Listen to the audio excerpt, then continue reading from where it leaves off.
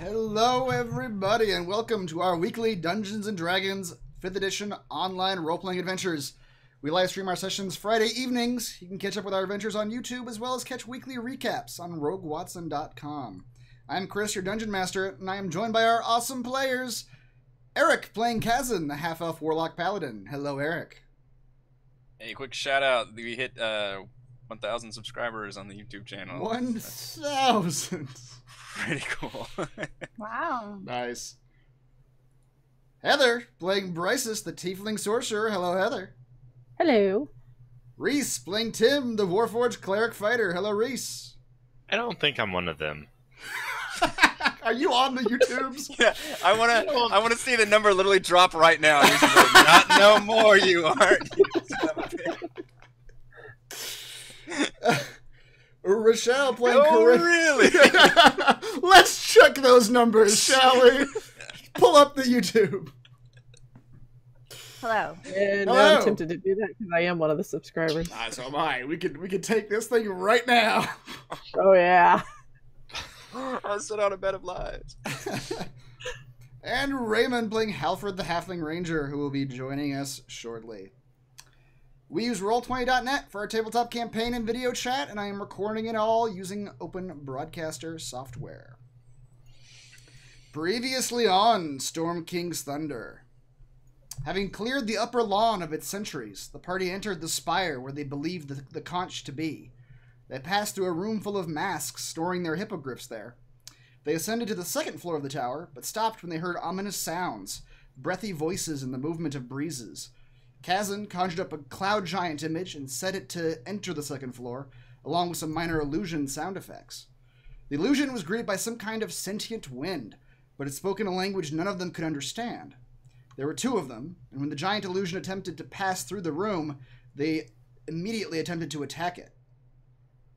Recognizing it as incorporeal, the figures quickly turned their attention toward the party.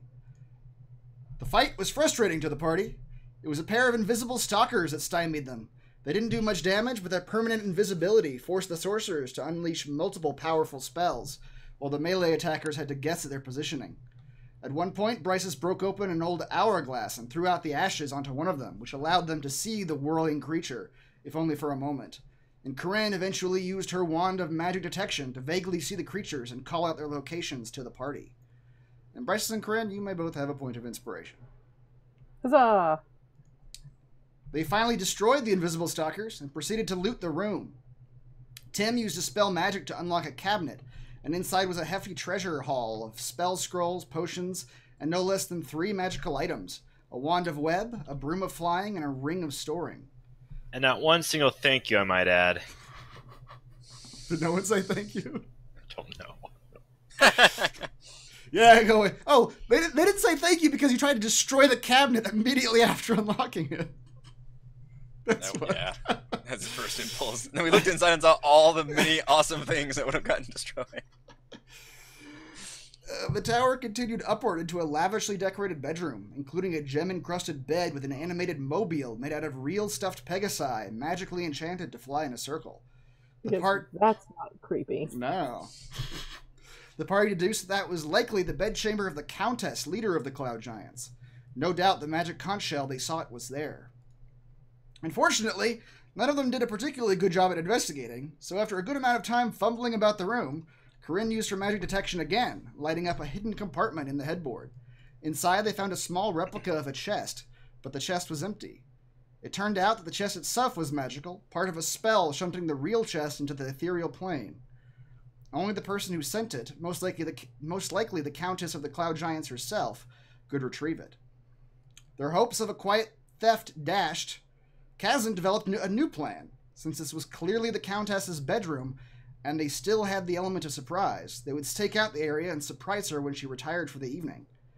The planning was interrupted by a screaming dragon, as they were reminded that they had a secondary goal to rescue their old dragon friend Felgolos, somewhere within the castle. And Kazan, you can have a point of inspiration, though I don't yet know how well this plan's going to go. Neither does he. So, naturally, they decided to split the party. Corinne cast twinned invisibility on Halford and Bryces, the two flying characters, with Bryces riding her new broom. Their job was to perform a stealthy reconnaissance of the castle and hopefully find out where Felgolos was. If they could simply free him on their own, they would, or perhaps give a heads up when the queen was returning to the spire. The rest would clean up the area and prepare for the ambush. With the two invisible flyers exiting out the window, they prepared to execute their new plan.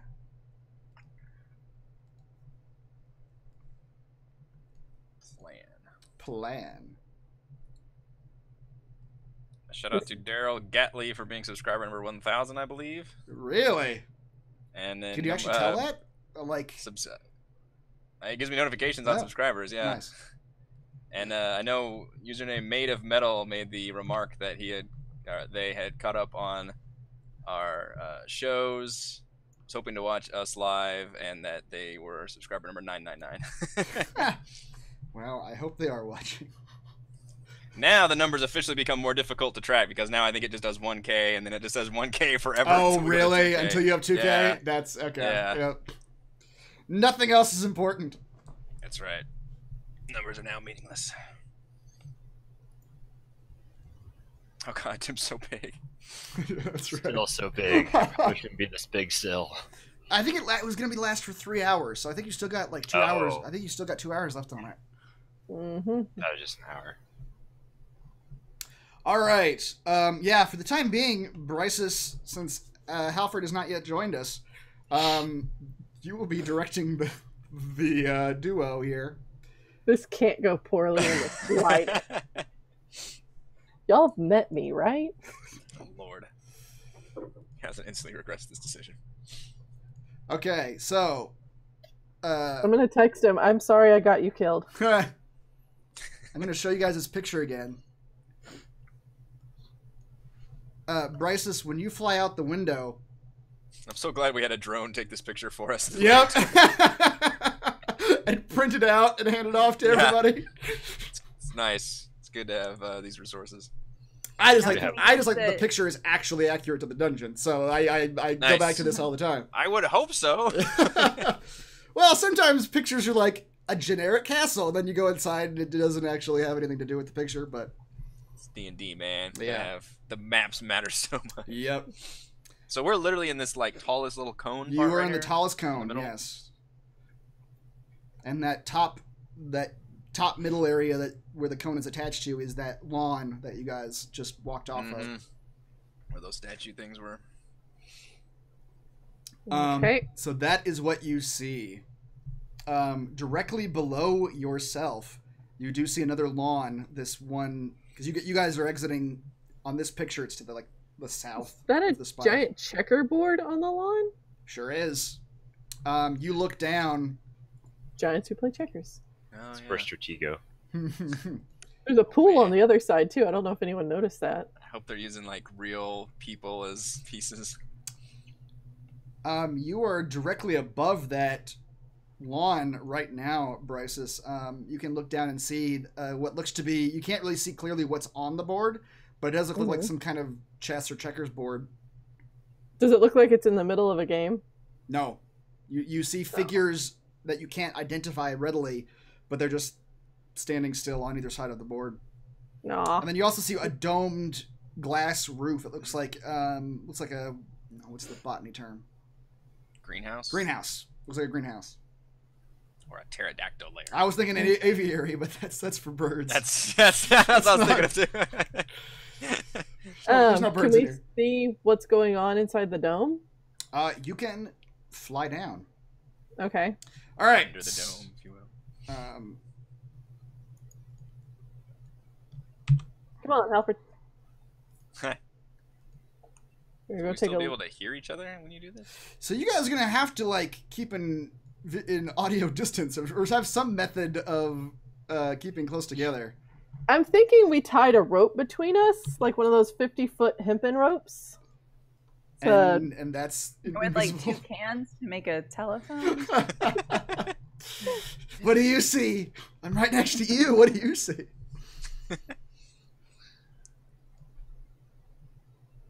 Because they're both invisible, right? Trying to remember yes, this. they are both currently invisible. All right. All right. And in You- the pitch black. There's There we so are. many ways for this to go. Sorry, everybody else. Scroll back to the right to get back to your guys. They actually are on the same page. So it's just a big map. Oh, Um, there's a person in there. let me pull up. I actually need to pull up the things. You all descend down onto what looks like another rooftop garden. This has a lush green lawn dotted with trees and piles of rocks. A hedge divides the yard, and inside the smaller area is a black and white marble chessboard. As you get close, you can see that the chess pieces are all human-sized. And you get close enough to see that they are all, in fact, decorative suits of armor. They're helms sporting designs that differentiate them. Ooh, are they humans that got bronze in the armor? As chess Alive? pieces. As far as you can tell, they are just suits of armor. You don't know if there's people in them or not.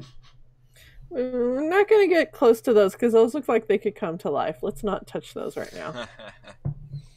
I might be slightly psychotic, but I'm also not suicidal on most days. Yeah. On the southern end of this lawn, you do see a greenhouse full of bushes and flowers and various plants. The door Is it day right now? What's it's day. It's like midday. Okay. Or it's a little late in the day, actually. It's probably like 3 or 4. The It's door almost cocktail time. The door to this dome-shaped greenhouse is a delicate mithril frame set with panes of stained glass. There's a riot of flowering plants and herbs growing within the greenhouse. You can see inside they're being tended by a cloud giant woman wearing sort of very fanciful a gown looking garment. And she seems to be gently tending to all the plants inside. That is what you currently see. But we don't see her like talking to anybody or really making much noise or anything. Nope. She is just tending to her plants. Looks like she's gardening inside of her greenhouse. Okay. And then these little open spaces are like windows, right? Over here. Yes. Okay. Yeah, they are windows. And once again, all the windows are just open air windows. You can fly in through them fairly easily. Okay. Still flying pretty high, just kind of not going anywhere close to the ground because I don't want to like set off anything that might be ground level. Right. Like staying up where more like a giant's head would be. Okay. It's about 25 or 30 feet off the ground. Yeah. Just kind of looking to see if we can see anything. Okay. While you fly over to that room, the rest of you are still back in the tower. The room that you're in right now, the bedchamber, you haven't really disturbed it much except for having opened the secret compartment on the headboard of this bed. Other than that, this room looks just like it was when you arrived. Go ahead and close that secret compartment back up, I think. Okay.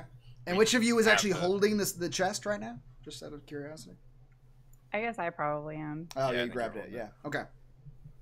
The chest is only about 1.5 to 2 feet wide, so it's obviously it looks like a real chest, but it is smaller than you think a real chest should be. It's obviously a miniature replica. All right, what are you guys doing? Go back downstairs, I think. Sure. Okay.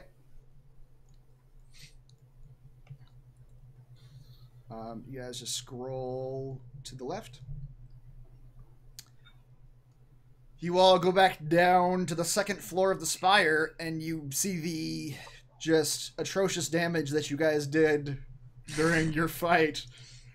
The table has been burned and singed where someone lit a book on fire. Alfred. There are still... Why did he do that?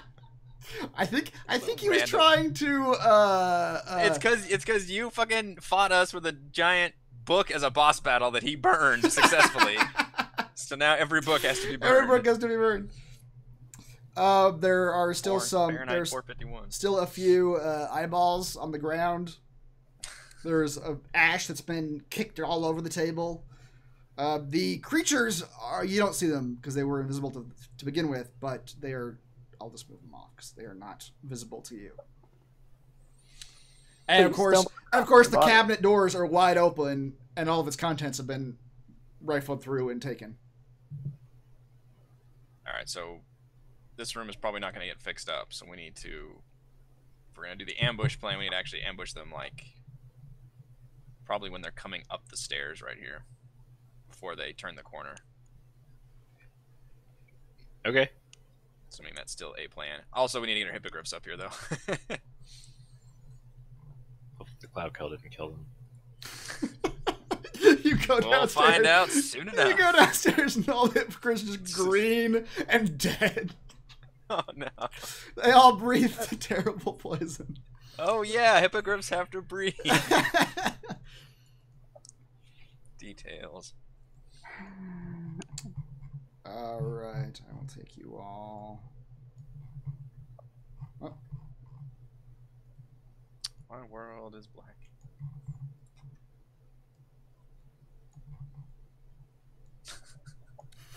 Dragging. All right, you guys are now to the north of where north and slightly to the right of where you just were. Oh, yes. Right here, if you guys look around, you see the mask room. I believe you took a few. Did you take some masks? I don't remember if you took any or not. Mm-mm. I don't remember. If we did, we probably shoved them in the bag of holding. But right. I don't remember. Okay. Your hippogriffs are just sort of still cooling it down here. The door to this spire is wide open. You look out onto the lawn, and you do notice that due to Halfred's pass without trace, while you guys were coming into the spire and fighting and all that, they're out on the lawn. There's no evidence that a fight occurred out there. Where the Aarakocra were, you did remember that when they died, they just sort of crumbled into snow and ice. And now even the snow and ice has sort of melted and fallen off the sides of the battlements. So there's just no sign of those Aarakocra statues on the battlements anymore. Man, some poor soul just got buried in ice. It wasn't a whole lot of ice. Just out there farming, trying to make a living, and then ice drops up. Well, they'd probably be more freaked out by the giant castle floating over their farm. Hopefully nobody will notice their alarm system is gone. Alright, so we need to get the hippogriffs upstairs and then shut this door. Assuming that's still part of our plan. Come on, hippogriffs. Because when they left, they flew out the top sunroof, right? They didn't actually use the door? Correct. They did not use the door down there. They just flew out the window.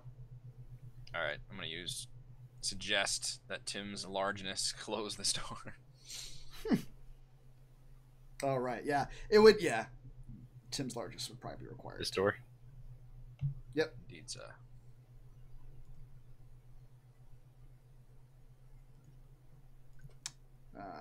Tim, you were able to fairly easily, with your largeness, it takes two hands because the door is so large, but you're able to just take it with two hands and just move it very slowly shut.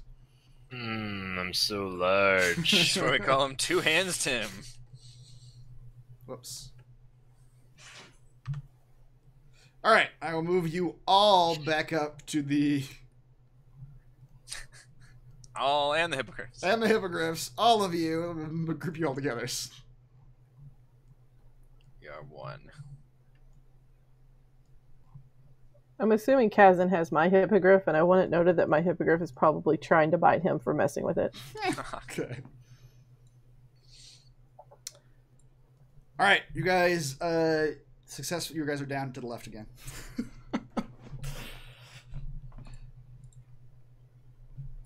You are able to move your hippogriffs.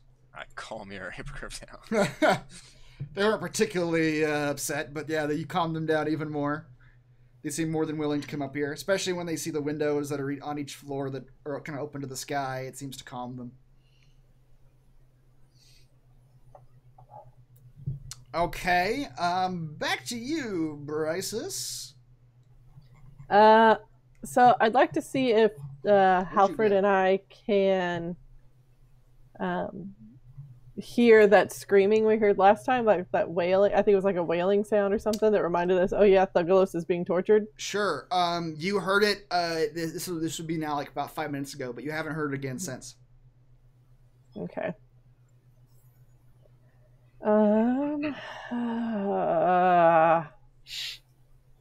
Either we go in or we go down again. From your vantage point, you did see that you are still high up in the castle. These lawns, these 3 top lawns that were literally the top levels of the castle. So you saw more like living space. You saw windows at stories below the one you're on now.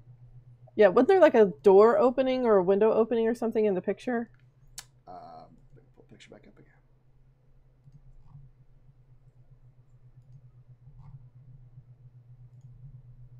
Kind of right at the cloud line. Yeah, right there. Yeah, there is. That's where I want to go. Okay, sure. Now I'm going to have to move you to a new map. Come on, Halfred. Alfred says, be there in a bit. Okay. Or Raymond said.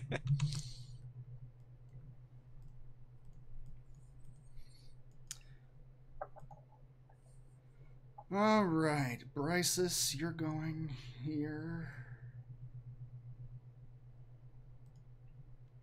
All right, Bryces, are you on the new map right now? Can you see yourself? Okay. Yep. Bryces, you and Halford fly down to what appears to be the first level of this castle. You fly down to a point where you literally could stand on the clouds if you wanted to. And you note the clouds do seem to have a strange... It's a cloud, but it seems to have a strange solidness to it, to where you could stand on it if you wanted to.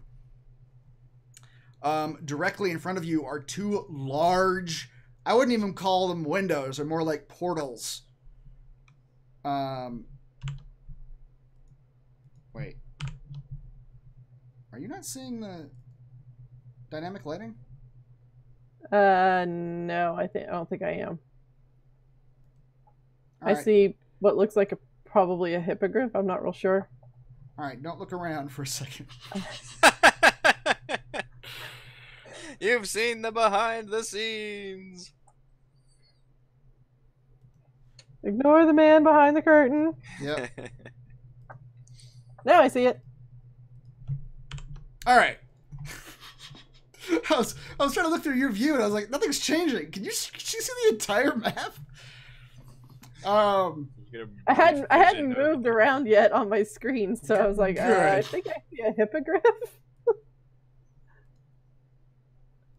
All right, this could get interesting now. All right, you see at least a hippogriff. Not a hippogriff. You glance, I'll let you roll a history check on these creatures. History all right, or come Arcana, on. whichever one. Come on, history. I am freaking proficient in you. You'd think I'd do better. You said you could use Arcana also, if that's higher. Yeah. Well, it's only a +3. My history's a +7. Oh, shit. It hasn't ever worked out for me. And today it does. Okay. I love you too, history. These are these are obviously Griffins. To you. They and I will tell you what's exactly you're seeing in here. 7. Yes. Haphazardly arranged around this untidy room are 5 tall wooden cages. 5 griffins are locked in each, 1 in each cage. The griffins peck and scratch at their cages, and the floor around them is littered with bits of broken wood. So are they pecking like they're trying to get out? They're just sort of, but it's not like panic trying to get out. It's more just like any animal, like your dog. If you put it into a pen, would just try to like chew on the bars. They just seem to absent-mindedly be doing this. Okay. a few barrels and crates stashed in one corner of the room to the northeast. And you see that the doors to these cages are just simple clasp mechanisms 10 feet off the floor. Okay. And you see along the floor leading up to where these portals that you're looking at are is a trail of just mud and footprints, which leads you to believe that when the Griffins are let out, this portal that you're looking in through is probably how they exit and come back into the castle. Okay. The Griffins, well, obviously they don't know your presence because you're invisible. And we have Pass Without Trace on, too. Yeah. Ooh. Okay. Guess we're going in. Come on, Howard. Okay. You enter the Griffon Aviary room. The other team. Let's go back. Again, we're staying like 25 feet up. Okay, type you're of staying off the ground. Yeah, I You better gotcha. do as much as you can before he gets on. I throw Alfred into the Griffin cage and lock the door. Hi, Raymond. Roll for initiative. Sorry, Raymond. I locked you in the Griffin cage, and it was kind of hungry. It was you or me, and I chose you. Can we see him yet? I just see the. Mm-mm. Yeah, I just see the symbol. I think he just needs to refresh. Yep. Someone text him. I'm gonna call you the Spire team. Spire team. You are back in the second floor of the Spire. Your Man, that's a hippogriff. much better name. The Graham Cracker Crew. We're the Spire team from now on. We have to rebrand. We spend the next hour discussing rebranding strategies. I was going to say it's too late now. Oh, well. Oh no, you didn't already order the T-shirts, did you? Worse, no I going- got a tattoo. Oh no. Starland Vocal Band. These suck. I don't know. I would suggest like a short rest, but I don't think any of us got dinged at all. So Yeah. Yeah. Well, currently, I mean, you guys, if you're going to set up a ambush, looking about the room, you're not in a great ambush place. Anyone coming up the stairs right We're now not. would just immediately see a bunch of hippogriffs standing in the stairs. Thanks, DM. thank you. Well, Yeah, you take just, care of I mean, that. you look at the stairs, and you're as you come up, you can obviously see that anyone All right, coming up well, those stairs. Put the hippogriffs. Obviously. Obviously. Well, here's the question: do we want to use the hippogriffs for combat, or do we just want to stash them up on the third floor? I say stash them. I don't. They seem pretty weak. I don't want them to die. Yeah. They My technically hippogriff are does not battle. They're, most of our getaway vehicles. they're horses with wings. They're not. Did none of you notice Tim had sympathy? I think Reese has sympathy. Not A brief moment of lucidity for Tim. I think Tim cares more about the hippogriffs than our lives. Yes. Shut up! That's Oh, wait. true. that is true. See that? I can see that. That sounds right. Yeah. Shove the hippogriffs on the top, and then we're gonna get, I assume, behind this corner, to where when they come up the stairs, we can like bum rush them. But put the hippogriffs up and far enough away where they won't be. Okay. in I'll sight, say you basically. take them up to the very lavish bedroom, and you just kind of put them near the window in the back. Okay. My hippogriff climbs on the bed. Yeah. Oh yeah, they're gonna fuck Yeah, up the that whole, hippogriffs- that whole place is just they- gonna be nasty. With their hawk beaks, they begin absent-mindedly pecking at the down feathered bed. They're probably up there like destroying the little mobile, like flying around and chasing it, shit, Yeah. just having a good old time. Yeah, It's hippogriff daycare. Mhm. it is. Yeah. One of them can be seen humping the Pegasus. It's Tim's. Dear Mr. Tim, today your hippogriff was naughty. Yeah, that's right. Please instruct him not To to hump mish- the Pegasi. You know, this reminds me, Corinne, I don't think we ever covered. Last time, you just started absent-mindedly pulling coral gems off that bed. Yeah, I don't know. Then we kind of cut away. Yeah, you So got maybe before I you didn't- before you got distracted and left. You got a good chunk of them off. You got about 20 coral gems. Oh, okay. And then you guys started talking about stuff, and you got distracted and didn't complete the task. No. Now they're being eaten by hippogriffs. Now they're being coral gems all in their guts. Oh, God. That's gonna be a hell of a vet bill. Maybe they have gizzards that need rocks to help digest stuff, so... Maybe. Tim starts shoving gems down their throats. Take Come it, here, you'll you. eat better. All right. And so the three of you are planning to sort of corral yourselves like back here behind the wall, so in an ambush spot sort of situation? Yes. Yeah. Okay. I mean, Tim's still large. There's only so much ambush we can do, but yeah, to where... Basically, we want to hit them by the time they actually see the mess up here, because once they see the mess, it's going to be alarming. Okay. I also, when I hear the door open, I have a potion of clairvoyance I can use, which I'm not using it right this second, but I'm just gonna.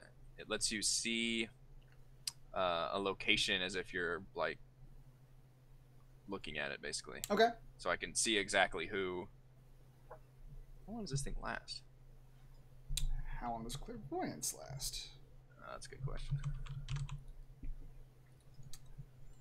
Clairvoyance lasts for up to 10 minutes. Oh, it's not very long. Okay. So yeah, I'll wait until the door actually opens, which I should be able to hear. Okay. All right, you guys hunker down behind this wall, and you're there for a little while. As you guys have put the hippogriffs up there, as you set everything up, as you're going back to your hidden wall or your ambush positions, you hear a familiar sound again, the wailing of a dragon somewhere fairly close to you, or below you somewhere. Wait, close to which one? Us or them? You hear it in the same. You hear it like somewhere below you, but it's unclear exactly where. Bryces and Halfred, you hear it is. It rattles the walls where you are, and you can hear it and almost see it directly through the doors at the other end of this room. You can hear that the dragon is there. Hey, I chose a good room. Wow. You guys fucking found him almost instantly. That's insane. Which room? Where this? They flew away. They're not with you. They are currently on the first floor of the castle in a room full of griffins. Yeah, Halfred's with. Oh, yeah, you are. Oh, I need to drag you to the map then, Halfred. It's all right. I am on the map. You're in the wrong map. With the chessboard? Yep. Yeah, no, You that's the guys- wrong one. You guys are not there anymore. You guys flew down to the. We went there first. Oh, okay. All right. Halfred and you guys should both be on the level 1 map. Which direction? Where the double doors are? Right to the northeast of you. And just so you know, Hopper, we're about 25, 30 feet up in the air. Yeah, you guys are currently flying, currently visible. Griffins do not seem to notice your presence quite yet. Oh, we're flying on a broom, you mean? But we're in a room. Yes. Mhm. You're in the room and you're about 25 feet up the air. Off the air, yes. Okay. Off the ground. In a room. So I'm kind of thinking we open the griffin cages and let them out. I think so too. Because you guys... They're gonna concur with every wild scheme they have. I think we should get I think we should go get tacos. I concur. hey Raymond, you want to go get tacos? I think we should set this on fire. I concur. I wish I was with them. They seem like the fun team. We're up here like just drinking like fucking unflavored tea, just staring at the wall. We're down here doing Jello shots and having a good time. So here's my thought: if with opening the cages, is that if there's anyone in there, since we know that the dragon sound is coming from over here, if there's anyone in there, they're bound to hear the commotion of the griffins squawking around to come investigate, and then we can sneak past them. I would like to use my primeval awareness to detect the mood of the griffins. Happy? Sad? You get in And there. while he's doing that, I'm totally going to drink this just in case. Underfoot potion. +2 against AC. All right, for 1 hour. All right. Yep. It seems like a good idea to drink this right now. Yeah, you're in the middle of a bunch of giants. It's probably a solid idea. I also have a globe thing with a magic potion in it, but I don't remember what the magic potion was. I don't either.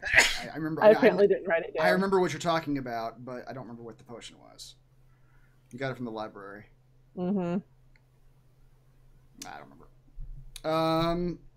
Halfred, you reach out with your senses to these griffins, who, by the way, do not know you're there. You can tell that they are just oblivious to your presence. And they seem satisfied and just sort of bored. They seem fed, and just sort of. Even when you hear that dragon roar on the other side of that door, the griffins don't even seem to react. It seems almost, if not old news, it just doesn't seem to shock them anymore.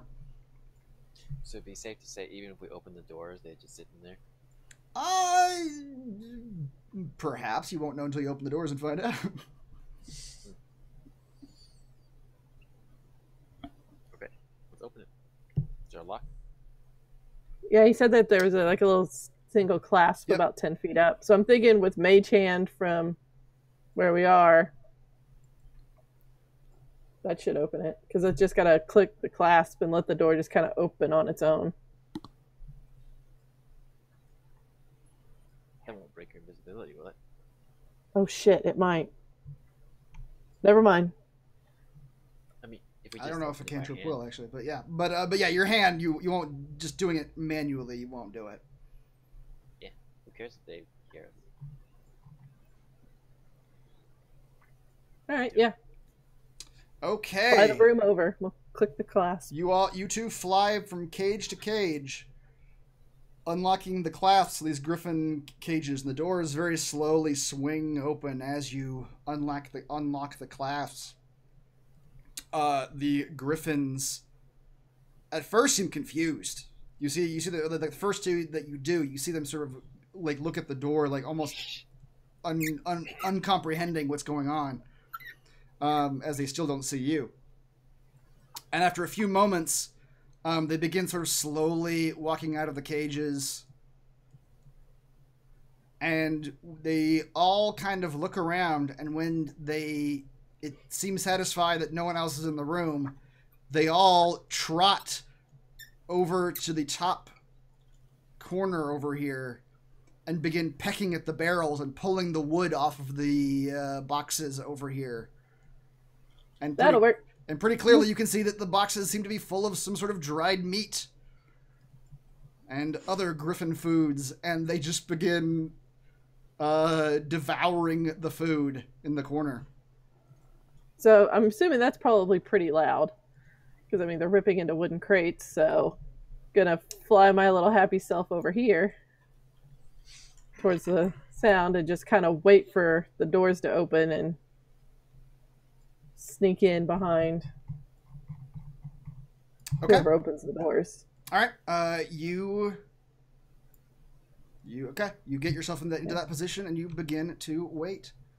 Kind of resting on top of one of the griffin holding crates, so that way we can just sit there and stare. Just prepare. Yeah, be ready. All right, back to the Spire team. Hello. Another spot of tea, perhaps. Yes, thank you. I'd rather have boiled water. Too much flavor. I wonder what the other team's doing. But they're having a lot of fun. We're playing Truth or Dare. Never have I ever. Never have I ever. You guys have just been, for about a solid 5-10 minutes now, you guys have just been chilling, just sitting in that room, drinking your boiled Feels water. like an eternity. We start turning on each other. I'm getting hungry. We're gonna have to eat Tim soon.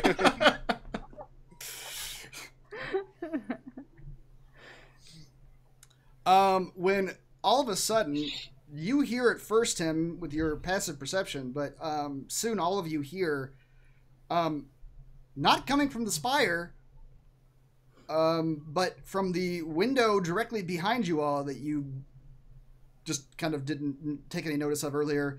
You note. No, it's not.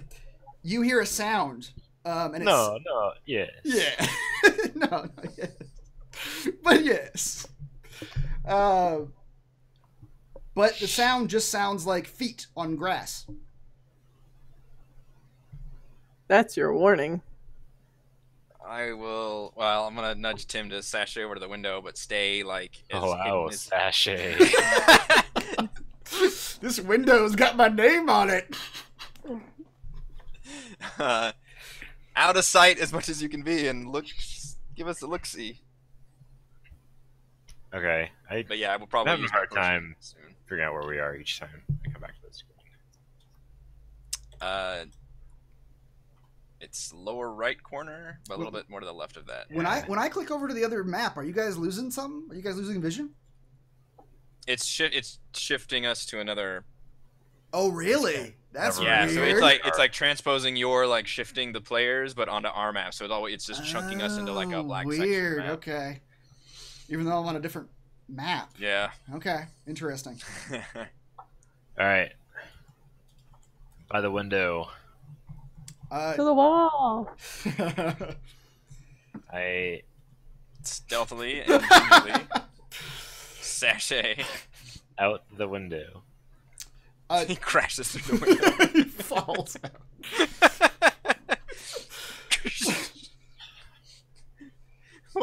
What do you see? Ow! Tim, will you roll a stealth check with advantage for me? Because you are way off the ground. Sashaying more often. So if I click advantage and click, still did it with. Still did it. You rolled a 13. So 14. 14. Okay, you're able to not fall out the window and. What? Success. And not bang the window as you go up to it or anything that would draw attention to the window. And you see that this window looks directly down onto the lawn where you guys fought the Aarakocra creatures. We should just be looking out this window the whole time. Well, you didn't know where it looked out. I forgot about the window, yeah. And you see, walking through the lawn with sort of a bewildered expression. At first, you see it's obviously a cloud giant. Doesn't look quite like any cloud giant you've ever seen, though. He's it's obviously a male, but he's a tall, lanky cloud giant with a sort of a top-knot looking thing on top of his bald head that has the signature cloud giant hair that looks more like cloud than hair. I will show you a picture of him. And he's muttering to himself as he walks through the lawn.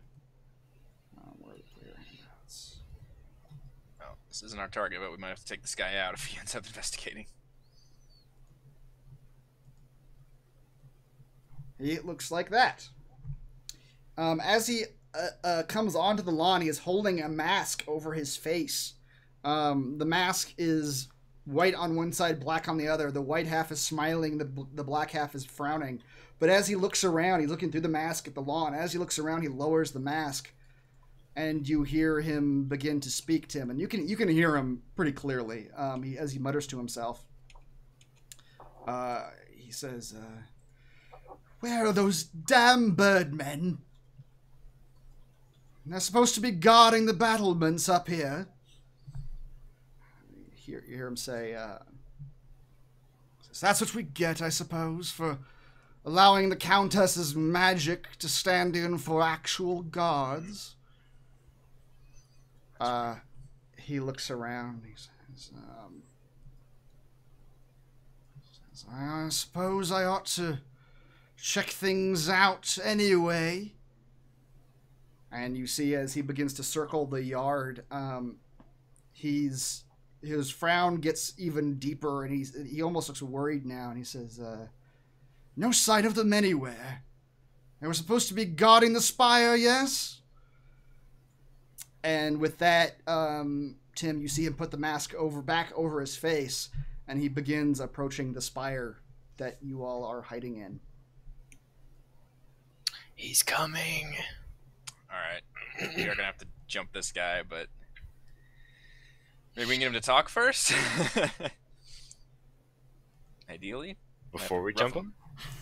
we're definitely jumping him, but Before we kill him. before we kill him, well, before we attack him, maybe you can like grapple him or something.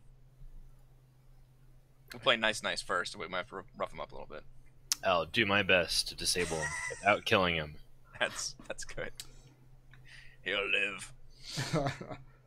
Let's go back to, I'm going to call you the Griffin team. Woo! Oh, man, that's a way better name than Graham Cracker. Go Team Spire! You can call us the fun team. The fun team. Mhm. Fun team. Objection, Your Honor! Fun team and Paint the them as squares. the cooler team! You all Team have not been inspire. hanging out in the Griffin room for about 5 minutes now, and the Griffins We have are making a good amount of noise over in the corner.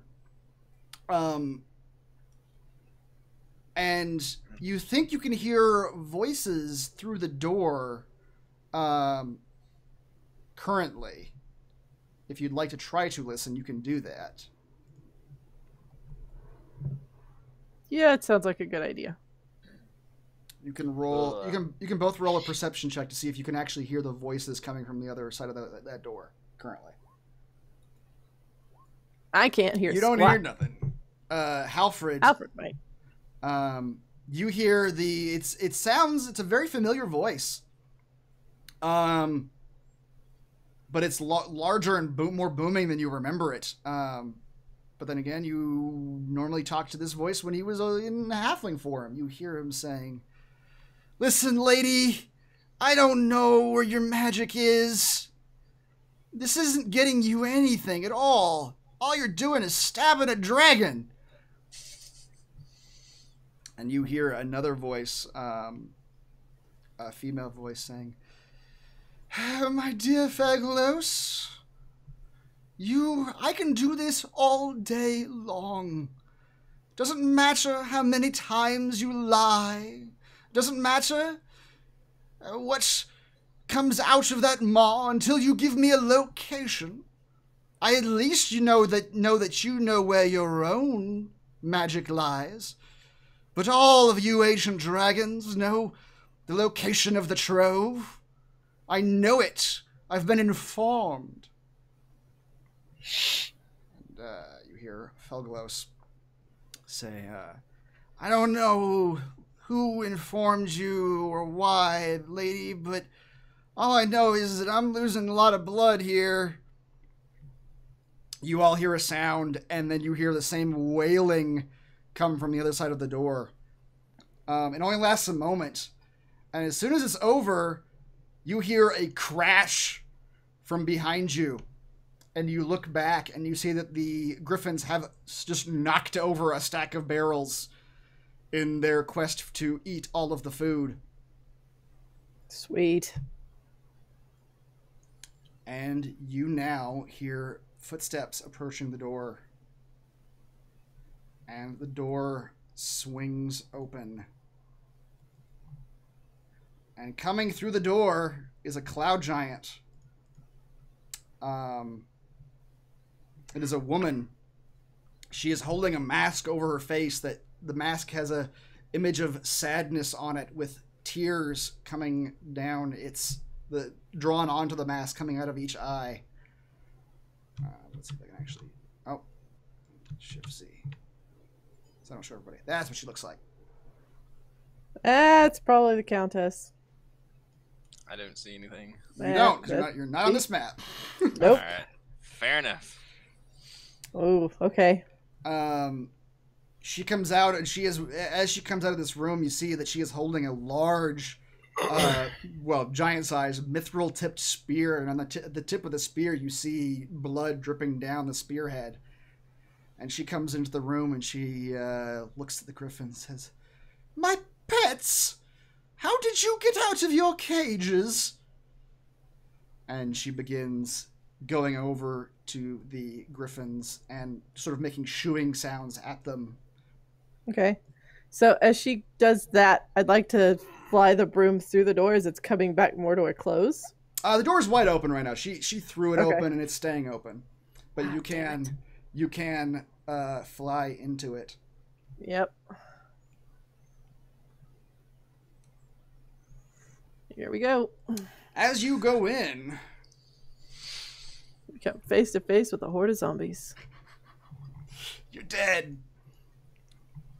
Felgolos is chained to the back wall of this spacious windowless cell. 2 lock manacles bind the dragon's hind legs, preventing him from moving more than a few feet in any direction. He has a locked collar around his neck and a locked iron muzzle covering his snout.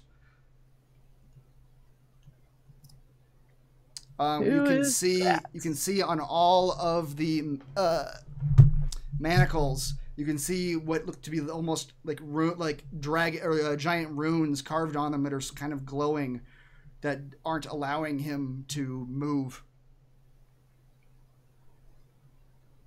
Let me just see if there's anything else in the room that you can see. You see a couple human-sized cages in the south portion of this room that are currently empty. In the middle of those cages, curled into a ball and sleeping currently, is what looks to be a large, and I mean large as in size large, like larger than you, horse size, like bobcat-looking creature. This creature is just sort of quietly sleeping on the ground, and you see like a fine mist sort of swirling around this cat as he sleeps. Okay. That could be bad. Halford, you had that potion of shrinking, right? Oh, yes. Let's give it to Felgolos to get him out of the chains. Do you think he'll listen to us? He might. An invisible voice that says, "Drink this." Are you my conscience? Well, I mean, if we tell him, like, hey, we're the peeps you saved in... Where the hell do we start this campaign at again? Nightstone? Nightstone, you also Yeah. went to the desert with him and fought some blue Yeah. dragons. He knows us by name, right? You might. Should. It Yeah. depends when we're going to find out. Let's go. So, yeah, just kind of get close and just start whispering wherever we think a dragon's ear might be. And be like, hey, remember us? From the desert? Killed the 2 blue dragons? Had some fun? Immediately, Felgolos' whole form shifts loudly, and the chains and the manacles all shake as he rears up a bit as he's startled.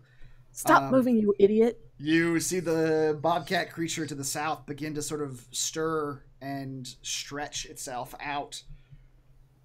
Flying to be on Felgolos' back. Remember, it's us. We used to get high together.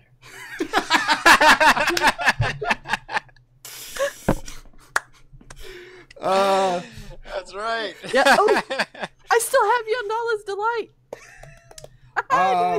For some reason. Felgolos, if a dragon You want to get high? if a dragon can smile, you see Felgolos, the dragon, smile and nod his head, and he says, "Oh man, it's good to hear your guys' voice again." And as he's saying this, he sort of lowers his voice and looks back out at the Countess, who is currently shooing her griffins back into their cages. He says, I'm in a tough spot, guys." Oh, no shit. What the hell? Can you remind me? We have his pipe, right? You don't have his pipe, you have his pipe weed. Yeah. You have the actual contents, the actual... The drug. The The drug. Yondalla's Delight. His weed. Did you run out of your Yondalla's Delight?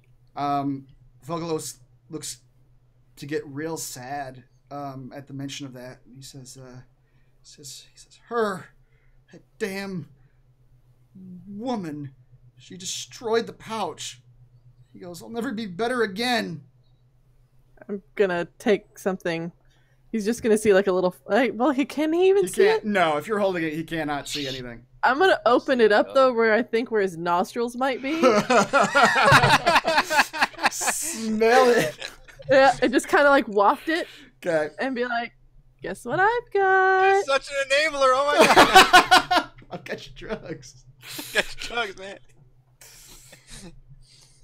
I got a good deal for you. He's already on board with us. We don't have to drug him. But if he doesn't think he can be lucky, then he's gonna be useless. He perks Right, up and he says, "Oh, you got some? Yeah, I still have some."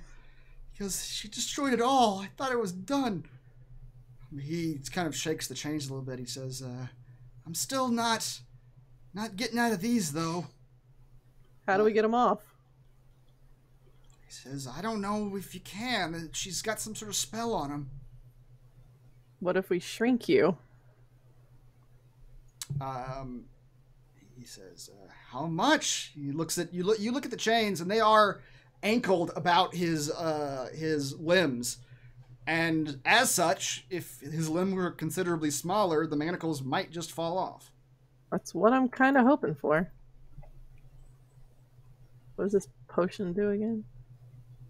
24 hours. Alfred says, I have a potion that shrinks you. Is it one size smaller?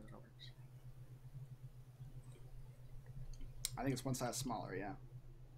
Well, that's all he needs to be is slightly one size smaller. Target size is halved in all dimensions, and its weight is reduced to 1/8 of normal. Wow. This reduction decreases its size by one category from medium to small, for example. Okay.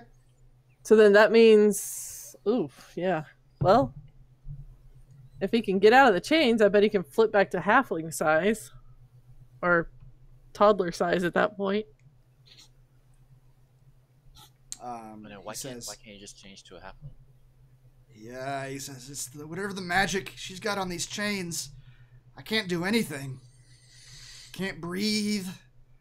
My breath can't change. Nothing. So would he still maintain his stats if he's just half the size? You do, I think.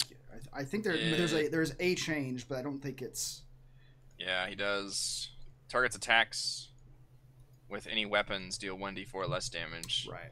And then he has disadvantage on strength checks and strength saving throws. Yeah. Okay. So I think it still might be worth it to give it to him. Because then if he's out of the chains, he can flip back to a halfling and jump on the broom, and we're out of here. Yeah, bring him. Yeah. And then as we leave, I'm dropping fireballs on those damn cages.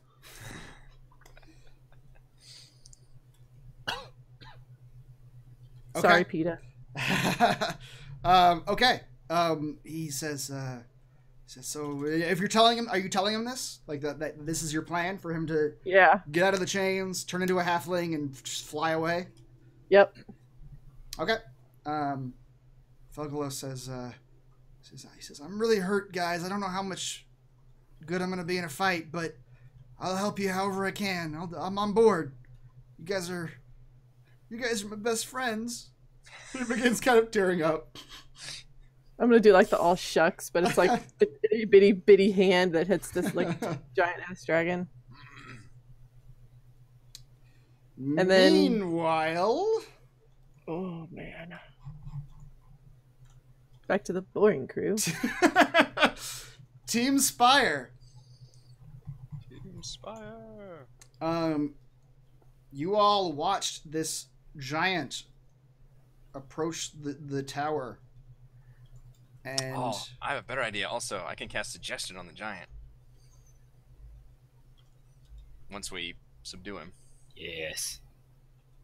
Or just as my opening salvo. And if I can get Suggestion off, I can just fucking make him bring the Countess up here. You hear the door to the spire open. Tim, back up a little bit.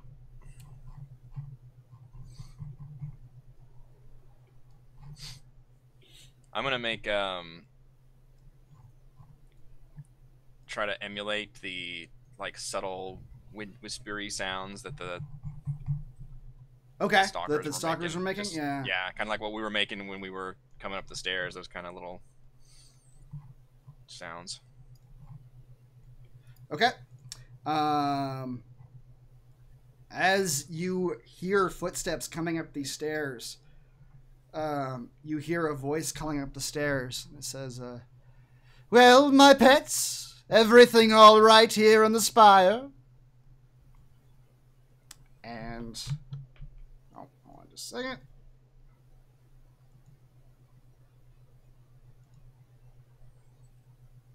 All right, when he appears, what's everybody's plan? We're gonna ambush him with a surprise round. I'm gonna dive for his legs. Excellent. Grapple. Tim style. Yep. So for his head. Not really. He makes it about here.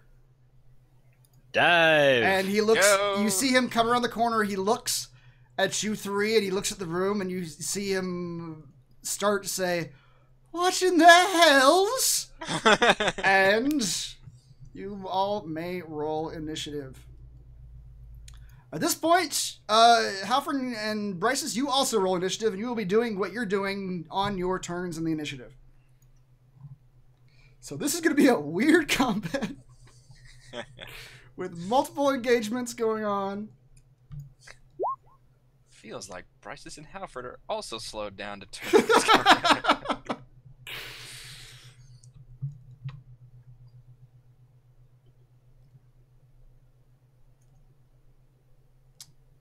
Okay.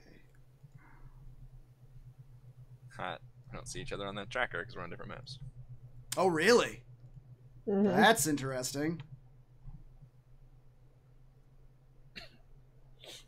So you're Chris not is gonna have to write it all down. I can see everybody, but Really, Felgolos? Really? Jesus. by the way, Bryces and Halfred, I apologize I didn't mention this earlier. As you guys get within 15 feet of Felgolos, you feel the familiar aura of Felgolos without his pipe weed. Ah, shit. That you know to be the unlucky aura that will be giving you disadvantage on everything you do, basically. You mean him sniffing it wasn't enough? That was not enough. Ah. What was that, like 15 feet? 15 feet, yes. Yeah. Are you willing to give some up? Hell yes! All right. I'll Then, shove it up his nostrils. all right. Can you guys hear me? Yes. Yep. Now we can. Okay. Were you muted a second ago? I don't know. I had to refresh my thing. Oh, okay. Are Bryces and Halfred? They're not invisible anymore, are they? Or they're What? about? They're still visible. Still are. They're still invisible. Oh, right. You gotta hold your concentration. Yeah, that's the. Yeah. That's interesting. Okay, well, I'll wait till their combat starts, and yeah, We want to assume you don't want to be dropping that because we don't know what they're up to right now. that's true. Which Corinne is lot- now a that's a lot on dragonborn football. myself, guys. Corinne's now a dragonborn football. Oh, Yeah, breaking. This would not be good if we lost our invisibility right now. yeah. So can you guys really not see each other? You guys can't see the other map? No. Fascinating. Okay, this is great. Tim. That's not what you want your DM to say, by the way. Tim, you are first in the initiative order. Is all of yours combined, Chris? Yep, I can see everybody. So you're gonna go in that order? I am. I'll tell you guys. Yeah. God, Halford, we're gonna die. Alright, Tim's going to They'll never know. Which- dive at this guy and try to grapple him. Okay, which you guys do get. You guys did surprise him. You do get a surprise round, so he won't go this first round. While everybody else basically will. Okay, you're trying to grapple this giant. Okay. Yeah. And you get advantage. Yes, because he's large. Yeah. And I get +2 to strength. Where's that from? Potion, since I'm large. I think that gives you advantage on strength. Oh, okay. I see. I think the +2 was to, or the +1d4 was to your damage. roll. What was it, a potion of growth? Yeah. Uh-huh. It's the So enlarge it's, reduce spell. Athletics. Yes. Okay. And you caught him completely flat-footed. He was not prepared for you at all. No one is prepared for Tim. The flying Tim. See him on Fridays. Which, Oh, amazingly, you needed every bit of that disadvantage. He has a +8? Oh my lord. These are fucking giants, man.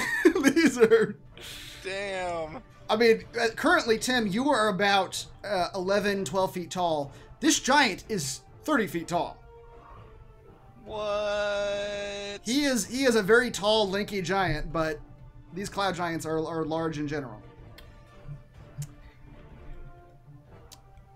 But you do grapple him right about the... You're like, your head is just about crotch level with him, but you're able to Perfect. just get your hands around his waist or his leg, like his upper thighs, and squeeze and grapple Give him. him an awkward child hug.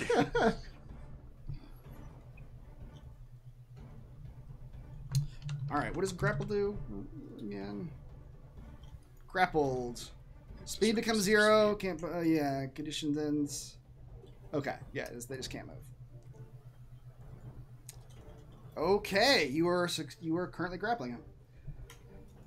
Next up, the Griffins. The Griffins are currently feeding at the trough of broken barrels and boxes that is currently their food supply while the Countess approaches them. Alfred, you are next.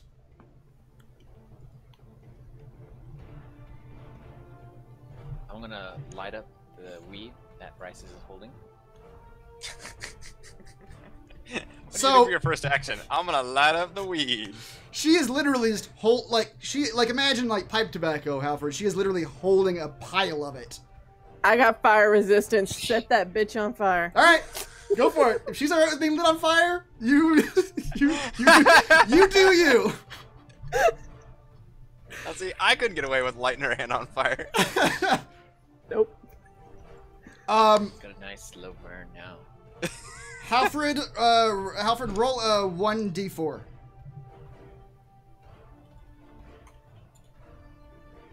Bryce, you take 3 fire damage as the weed lights up in your hand and just begins burning. Resistant? Does she get half? It's half because I'm fire resistant. All right, you take 1 damage. And I'm gonna fly. I'm like right. Felgolos, breathe. Okay. Which you were already kind of right, or I forget if you. I was right by his head. You were, yeah. yeah, okay. We were kind of talking in his ear, and I was like wafting the thing in his nose anyway. Okay, so Halfred, you light that up. It is currently a smoking pile of weed in Bryce's hand. Whatever.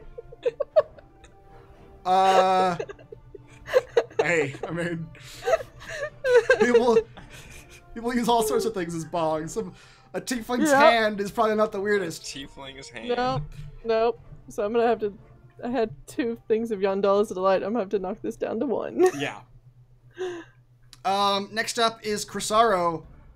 Well, the best part, Halford, is we get the effects of the Yondalis Delight by breathing in the smoke too. Oh yeah. Which I'll say, Halford, if you want to do that, you have to do that. You have to do that on your turn right now. Like you've lit that. What? You've lit that weed up.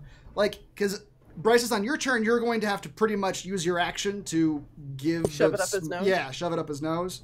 Mhm. And both of you on your turn can choose to also breathe of the smoke. Breathe of the smoke. All right, it's like good times again. You guys are hotboxing this room. This is not part of the plan, guys. Free the dragon, then we get high later. Oh Lord. Okay, Halfred, you are currently under the effects of the Undalas Delight as you light and smoke. The light and breathe. Next up is Crisaro. He is surprised and grappled currently, not acting. Good. Next up is Bryces. What's that smell? It's wafting up the castle.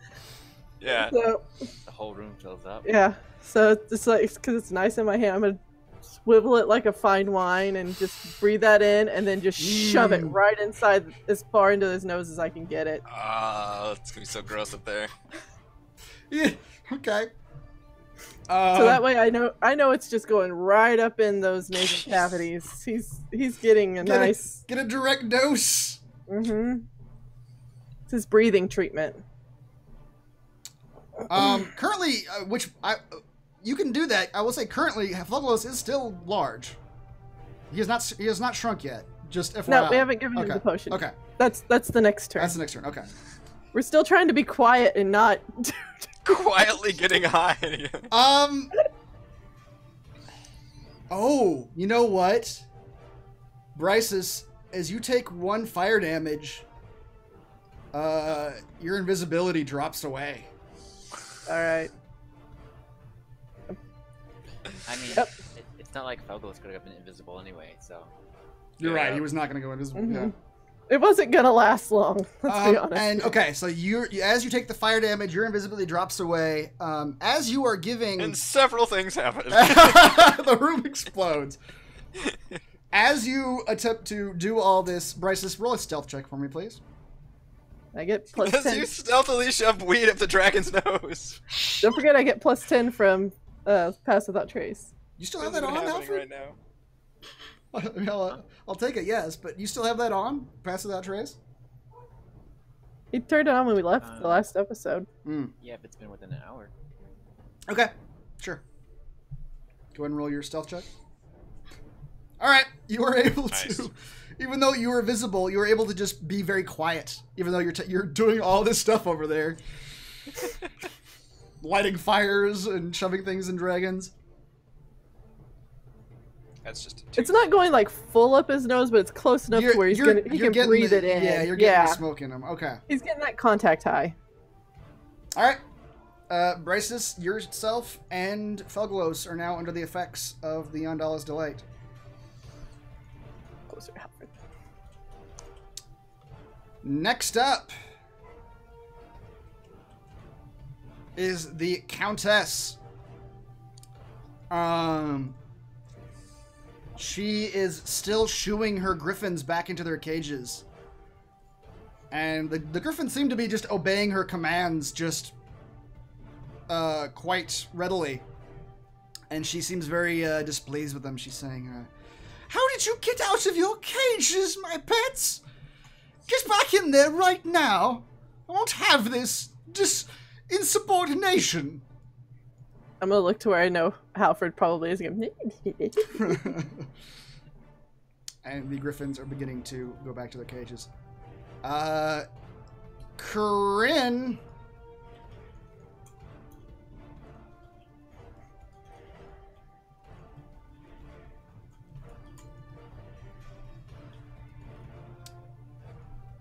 Corinne, you are up next. So I want to use my skull cracker, which I don't think I've used yet. So I want to throw that at the giant. And, Skullcracker is the sling, right? Yeah. Okay. Yeah. And I get like bonuses. So for one thing, I can attack with advantage if I haven't made another action. And then I get bonuses if it hits for creatures who are larger than me. Yes, right. I think it has a chance to do like not stun them or something. I don't remember. Yeah. Okay. If it hits a creature at least one size category larger, then it must make a DC 15 con saving throw or be stunned.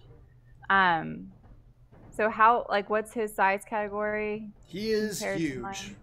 He's huge. He has two, So is that he what, has 2 categories? 2 categories larger, yeah. Okay, so that does an extra 2d4 bludgeoning damage then. Okay. All right, you whip that thing about your head, and you aim right at the giant's head and nail him right in the temple. Roll your extra 2d4 for me. So that is 10 damage.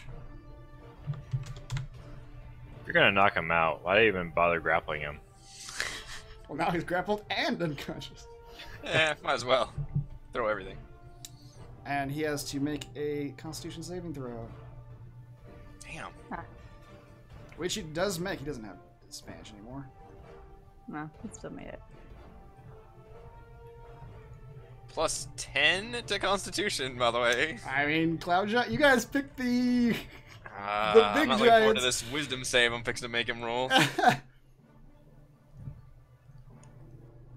Okay. Kazan.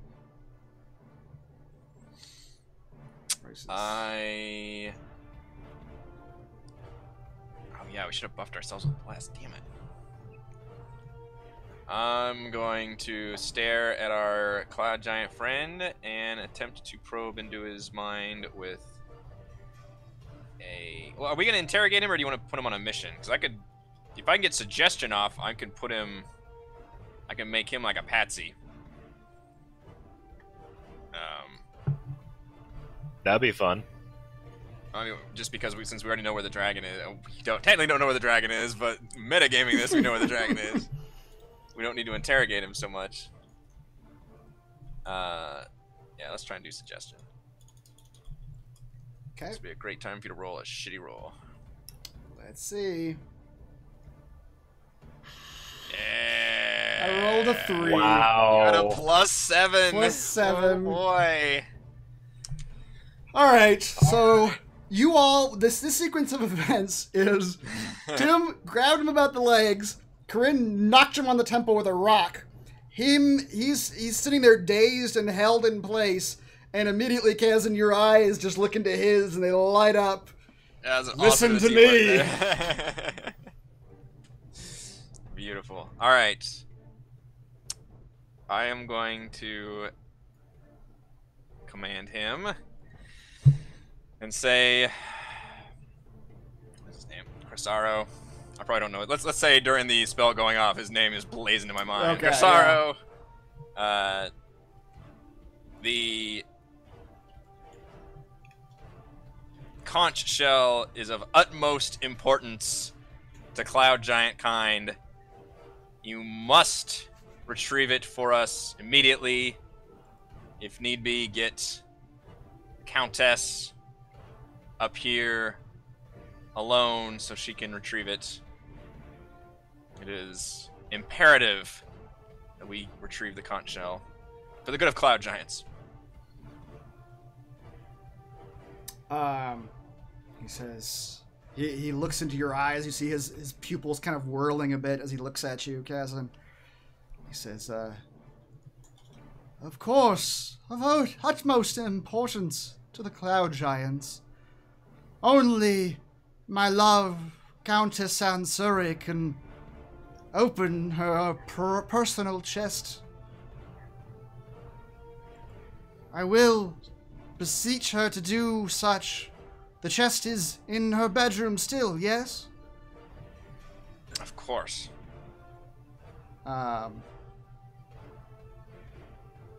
He...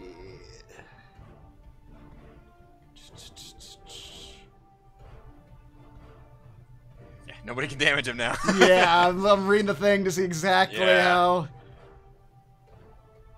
how... It lasts for 8 hours. I do have to concentrate on it, and if anybody damages him, then the spell ends. Okay. If any of my companions damage him. Alright. He says... So I'm gonna look at Tim once he's talking to it, and Tim relaxes grip. You can let go now, Tim. Okay. My friend here just wants to give you warm hugs. Yes, you all are obviously acting in the best interest of we cloud giants and the Countess herself. It is, and almost as if he's repeating the words ad nauseum. He said, it is of the utmost importance that the Countess retrieve the conch. And he just, with this, he almost seems to forget you're there and just sort of turn and begin walking down the stairs. Yes. Awesome. Kazan smirks for days. He's just insufferable. Hey guys, remember that time?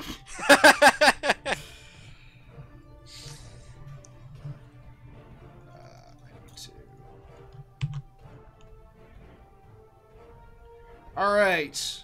That was Kazan.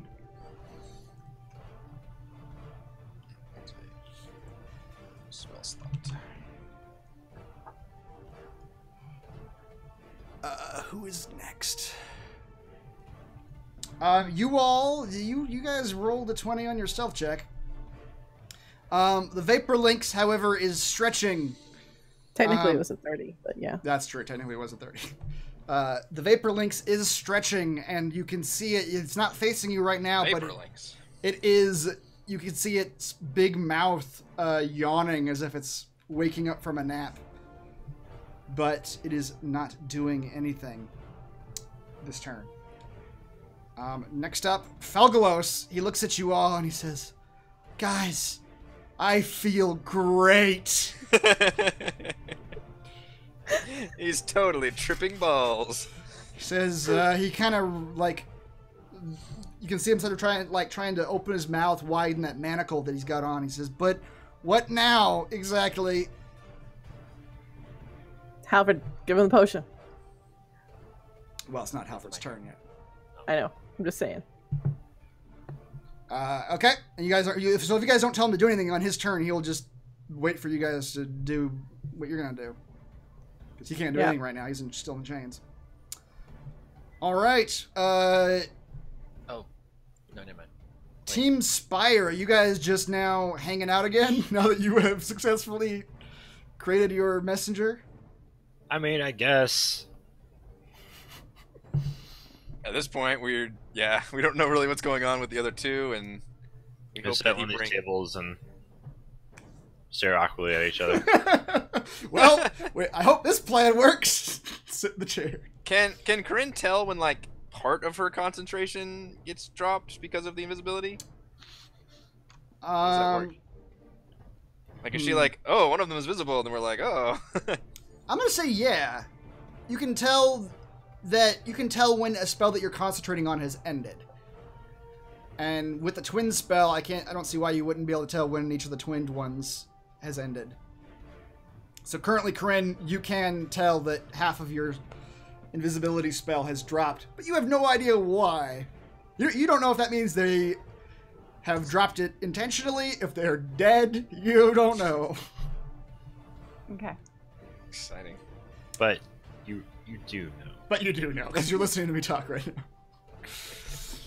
now. So Tim, you have a seat on the table and stare at your colleagues. Well, keep a watch out the window. Okay. Yes. Tim, you Got go window to watching. look out the window, and you do see Crisaro almost absent-mindedly leaving the spire and heading towards the right to the north of the spire. Remember, there was some metal grate steps that went down, that spiraled downward, and you see him begin to walk down those. It's working, guys. All right. Hopefully, he'll bring the Countess up here, and then we get for a real party. And hopefully, Bryce and Alfred are still alive. Next up, the Griffins have begun. Hopefully, they don't accidentally hurt that guy. Yeah. The Griffins have gone into their cages, and the Countess, now having shooed them into their cages, is beginning to turn back towards the room. Fuck. Halfred, you're up. Potion. Yeah. I pull out the potion of diminution and hold it up to Felgolos and tell him to chug. First, we're gonna give you drugs, and now we're gonna give you this weird potion. We're your friends, though. It's okay. Felgolos is more than happy. He's down to try whatever. Now, can he drink it on my turn since I'm pouring it into his mouth? You can pour it into his mouth. But he will have to swallow it on his turn. He will have to swallow it on his turn. The effects won't actually go into effect until his turn. I'll say that. Well, I don't know, because previously we've had people. Maybe not, I don't think in this campaign actually, but we've had people pour potions into unconscious people. Never forget the healing potion enema. That's right. So I'm gonna say that if he's willing, you can just shove the potion down his throat and do its effects. All right, and he is willing. He is more than willing. He's like, he's willing to. That's right. Yeah. A chaser, yeah. Let's go. I hope the Cloud Giants are down to party, because that would make this whole thing a lot easier. Everybody want to get high? Yeah. We walk down the stairs, it's just this big, like, 70s fucking disco party. Like, what? Alright. Alright. And Felgolos begins to shrink in front of your eyes. And as he does, the manacles that were around his neck and muzzle and limbs begin to just drop off him as becoming half size. They're not holding on to anything. They were skin tight before. And as they clink to the ground, you all hear a gasp from the other room, and as the Countess sees this happening. Technically, I guess she can see me now too. She can see you. And she can see the manacles falling off the dragon. As the manacles fall off the dragon, you see those runes that were carved onto them begin kind of flare and die. And the magic that was holding him in place seems to fail. I'm gonna blow her a little kiss. Crisaro is next. You all don't know what he's doing. Brysis, you're up. Right. I need to look at one thing real quick.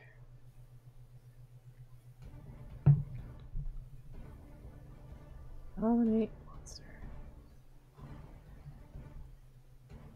Alright. How close is she to us? Is she like in the door or? Nope, she's where she is on the map. So she is 120 feet away. Damn it. Alright.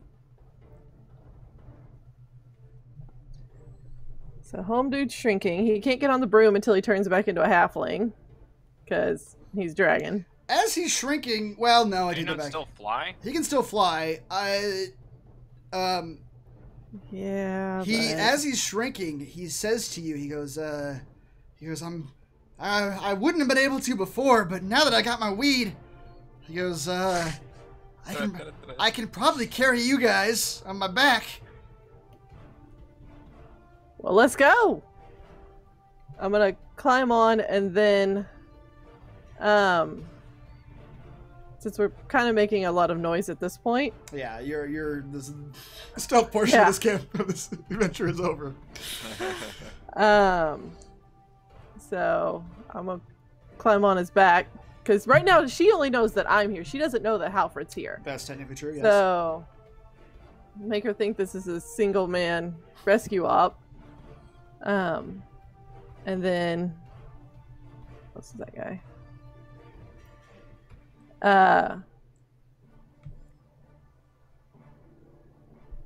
Alright, we gonna hope for the best with the cat, or do we worry about the Countess more than anything?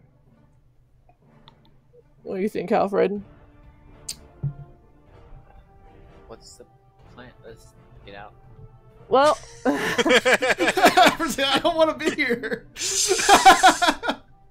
I don't know, man. alright, so, well, it's gonna I think- take me and I think either Felgolos a one. little bit to get out. I think either one will distract or stall us, and the other one will get to us. Yeah, that's what I'm worried about. Because you're gonna have to fly out on your own or grab on as we fly past. I mean, Felgolos can grab me. I mean, Yeah. hold me, not grab me.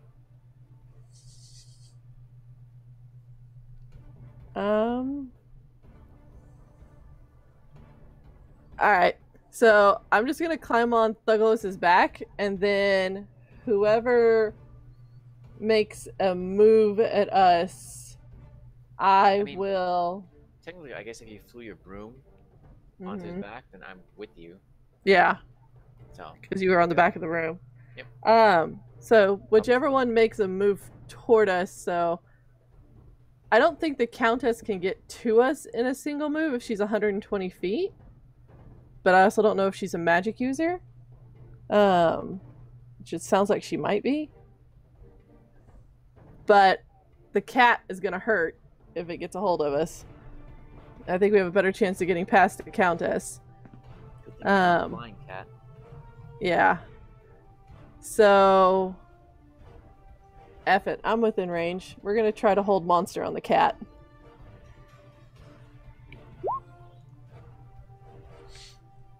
Okay. The cat is barely even aware of your presence thus far, but as it turns to look at you, I go, here, kitty, kitty. it looks into your spell and fails miserably. Yes. Cat wasn't very wise. Paralyzed for the duration. How long is it? 1 minute. All right. 1 minute. You Stands see- up and then falls back over its feet. Just You see the hairs on the back of the cat's back just stand straight up, and it goes into that cartoon cat position and just stays there. excuse me. Have we Then I'm taken a up. long rest recently? Nope. You Mm-mm. guys took a short rest recently. Okay. And then I'm just gonna like kind of nudge Felgolos and like go, even though we have one more turn to get through.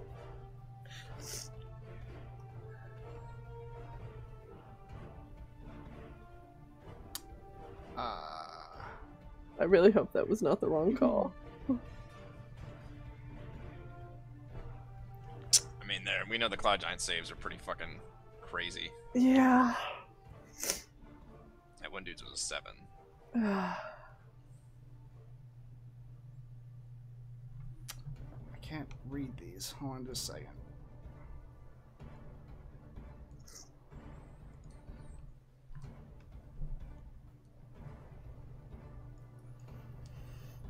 Okay.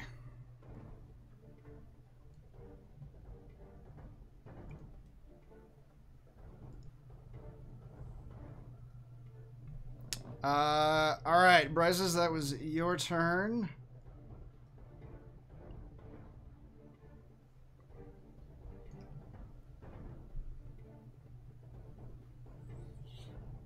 All right.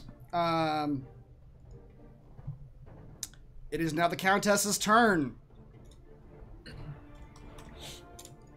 She clearly sees you now as you, Bryces, as you mount the dragon, and she can see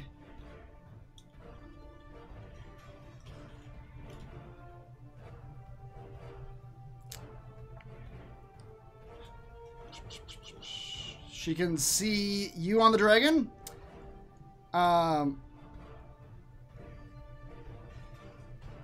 And she's going to first, she's going to say, Intruders! Intruders in my castle! Guards! And as she yells, that sound sort of echoes through the walls of the castle. Oops. And she says, To me, we are under attack! And she looks around the room and she says, My pets! Kill them! Do not let the dragon leave here! Oops. And the griffins begin coming back out of their cages. Oh, man. And she is going to begin approaching. She's going to get about... She's going to come right into the entryway of the door. She says, You're trying to steal my dragon! He is mine! And she won't leave here with him. Pretty sure he's not yours. She is going to raise her hands and begin Not casting a finder spell. keepers.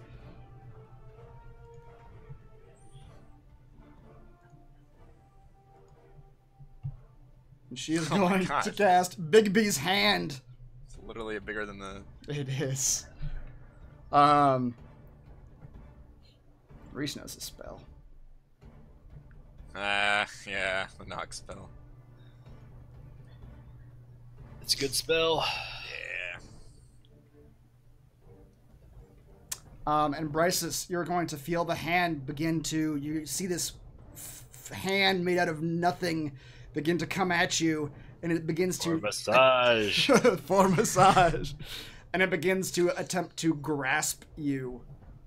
You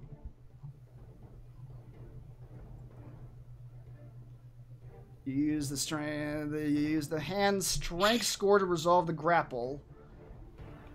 So she has advantage. It has advantage. This is.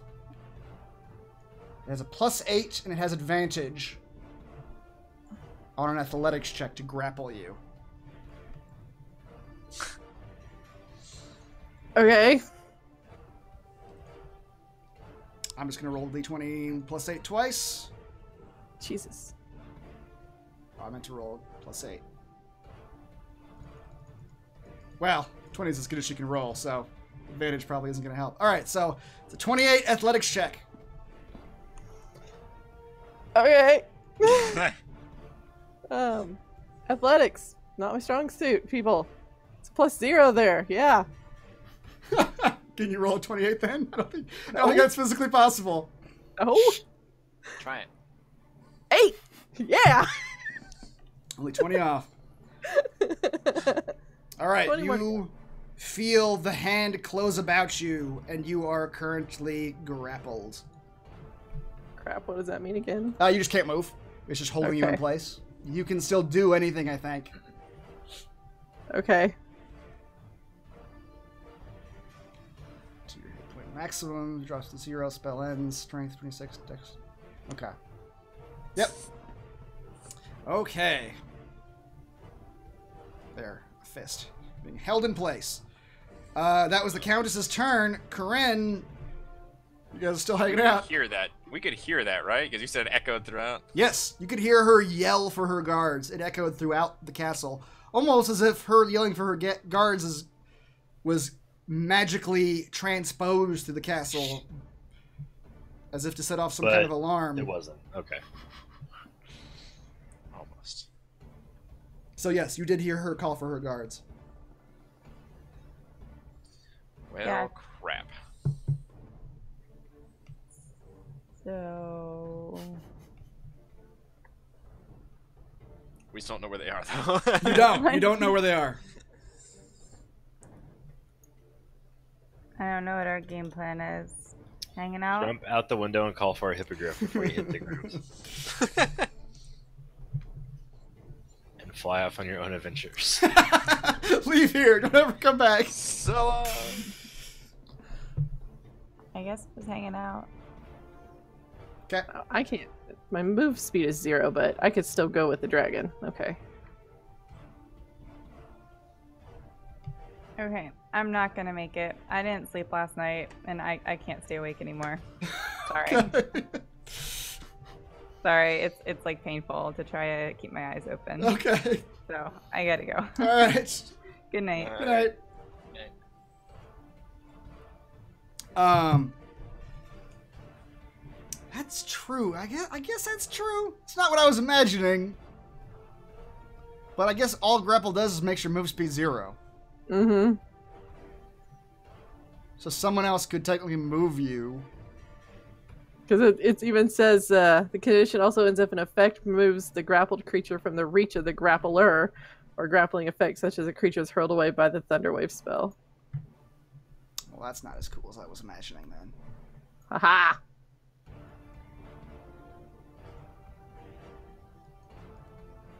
Okay. I just gotta hope Halford or Felgolos remembers to hang on to me. Yep. Hang on. Kazan, you're just hanging out right now? Or are you doing something? I'm looking at the others worriedly, but I'm not sure. We haven't heard anything from them, so I don't know. Should go into the courtyard and check it out.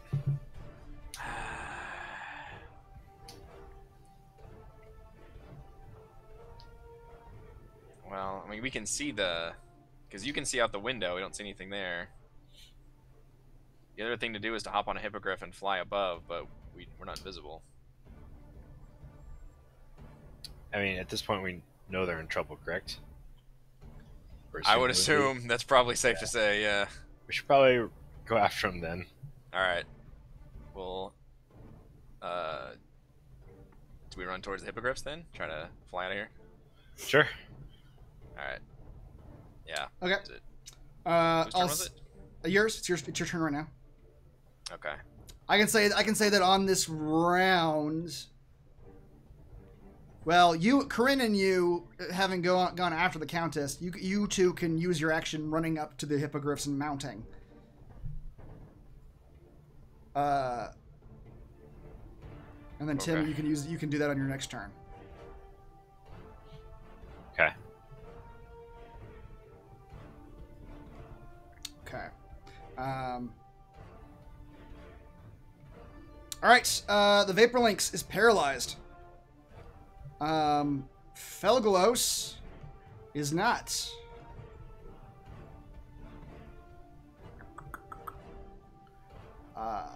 He has.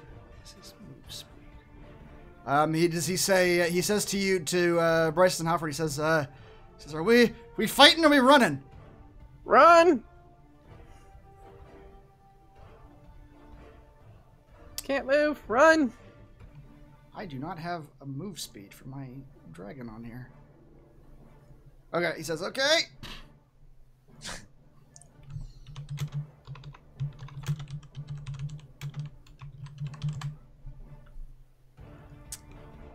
An ancient dragon has a... Where is my... Oh, there it is. Fly of 80. So he can use the dash action to fly 160 feet. Yep, do that. Which puts him right at the entryway to this room, to the Griffin room. That works. That works.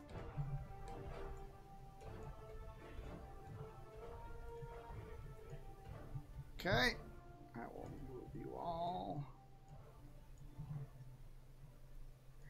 Felgolos takes off. He flies right past the Countess through the open doorway. As he passes by her, she jabs at him with her mithril-tipped spear and does 14 damage to him.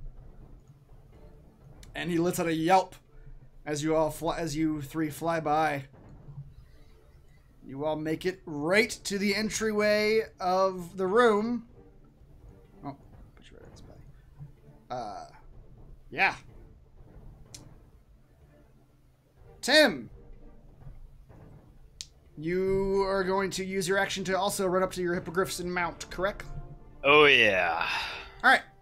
You do that. All three of you are in the top room and mounted. You realize that with this window on the third floor, you can just fly your hippogriffs right out this window. So you got a pretty straight shot. You've used all your movement getting on them for this turn, but now you can. Well, I'm excited for the next turn. Yep.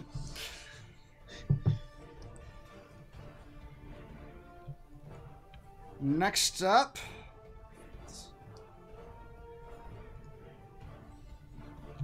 the Griffins that you three flew right past, all converge on you as you fly through their room. Yep, they can all make it too. Of course they can. Ouch. They also have a fly speed of 80. You just gave them food. Sort of. I did. Only 4 of them can actually attack you, though. They're getting kind of. Or no, one of them's going to come out the door right here. Ah, that's gonna hurt. All right, Griffins make 3 attacks. What? Each? 2 attacks. One with its beak and one with its claws. So each. They make 2 attacks each. All right, the first one's attacking Felgolos. Ugh. Felgolos has an AC of 19, so he takes thank goodness. 5 damage.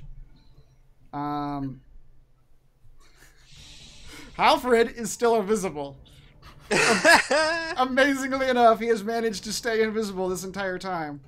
That was all part of his plan. So none of them are going to attack him. Sorry, Bryce. Sorry, I still have that underfoot potion on, so my AC is actually +2. Yeah, so. you do. So 16.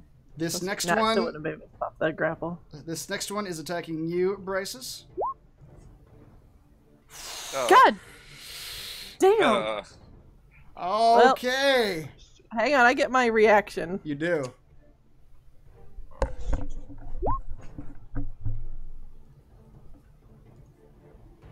All right.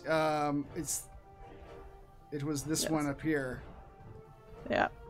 He puts a claw directly into your chest atop Felgolos and does 21 damage. And as he does, a fire spreads up his talons and into his body. And you do 19 damage to him. All right, the next one is for Felgolos. They do 8 damage to him. The next one is for you, Braces. Of course.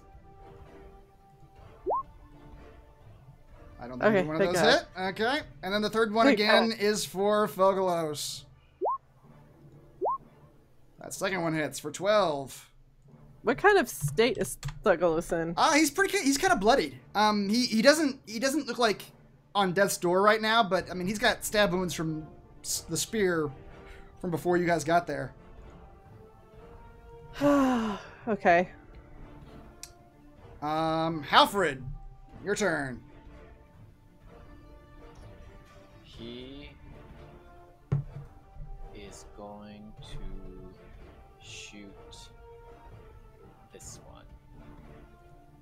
The one right next to him? Huh? The one right next to him? To the east? Yep. Okay. He will knock a special gray arrow. Special arrow. And that's +4 with bless. And this is the arrow that he uses. Fog cloud, yes. With the +4 is for it's technically you roll a one, or is I think it's you roll a 1d4, right? Yeah. Oh, sorry. Yeah. But you still hit. They have a low AC, so it's fine.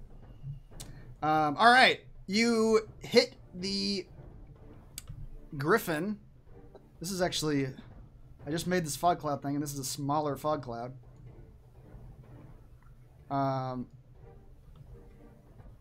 Oh no, it's not. It's a 15-foot radius. That's actually bigger, isn't it? Well, I don't know. I'd say it's the same. That looks like a 15-foot radius to me. And since Halford can see through it, he could technically direct Felgolos on where to fly. Yeah, that is 15 foot. Okay, yeah, and it hits that Griffin and explodes into a puff of smoke that fills the area. Alright. He knocks another special colored arrow Okay. and aims it towards the Countess. Oh shoot. Ah, crap. Oh yeah, disadvantage. She's out of range.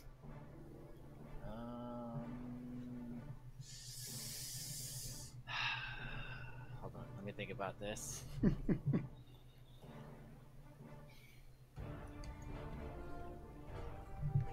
How hurt did Bryce's get? I missed that. I'm hurting a little bit. She took 21, I think, total. Wow.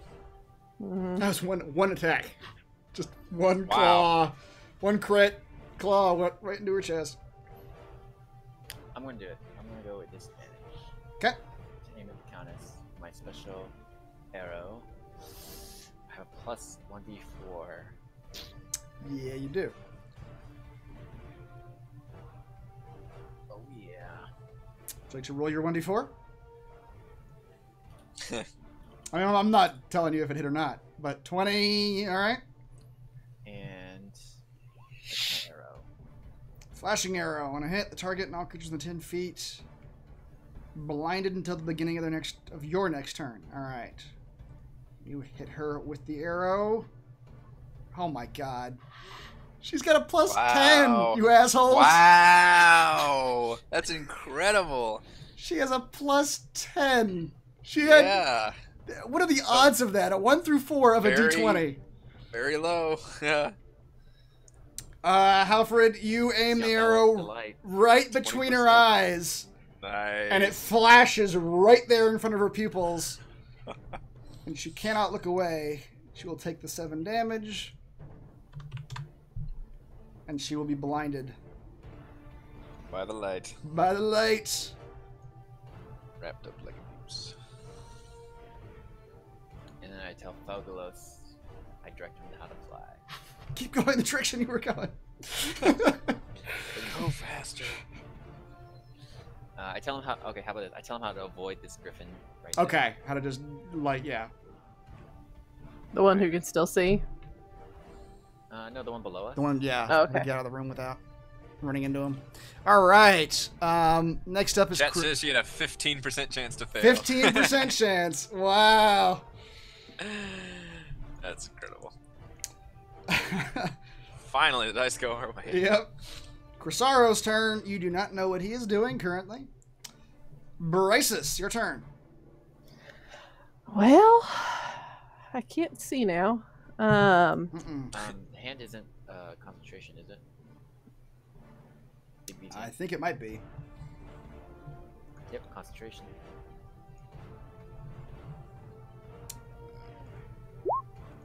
Yes. Wow. What? Fuck you. Wow. Fuck you guys. Your boss can't roll worse shit. Oh man, that means I didn't have to wait and use a spell to get rid of it. Yep. Okay. So I don't know that you guys have somebody coming down for this chick. And I mean, I only just learned that the Countess is shouting guards, guards. We're all learning behind each other's times. plans, yeah. and she is well within striking distance. You should have distributed cell phones before this. All right. That says 105 feet, right? It does. That's Yep. correct.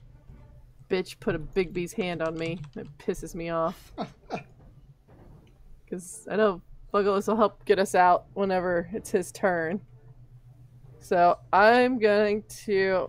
Oh shit, I can't see out of the fog cloud either, can I? You cannot, actually. Ah. Yeah, you can't see her or anything. That is Yep. aggravating.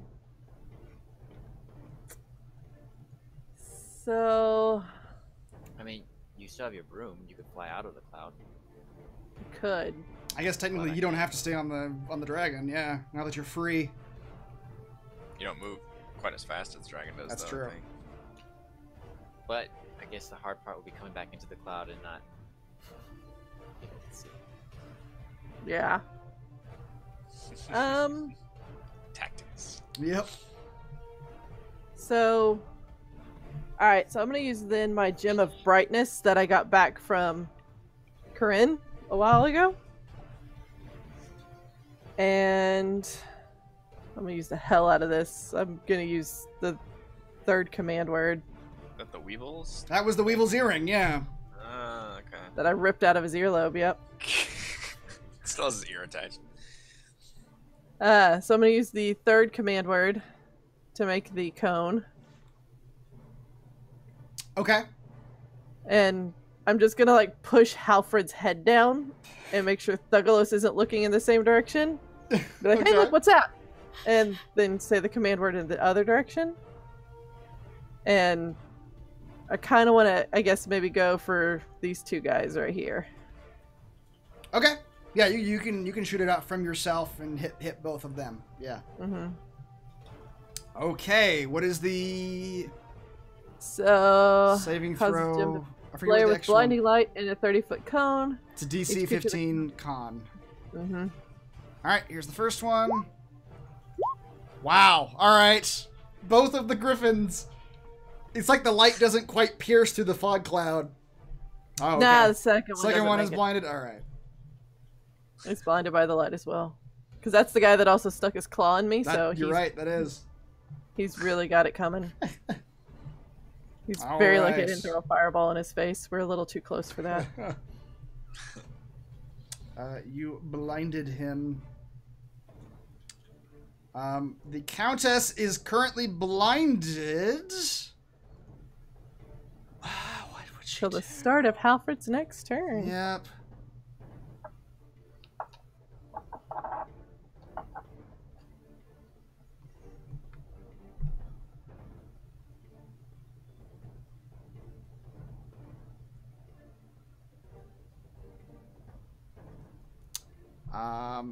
Sorry. Remember that time you guys locked down my giant golem creature? Oh, with right. Constant method methods. blinds. Yep.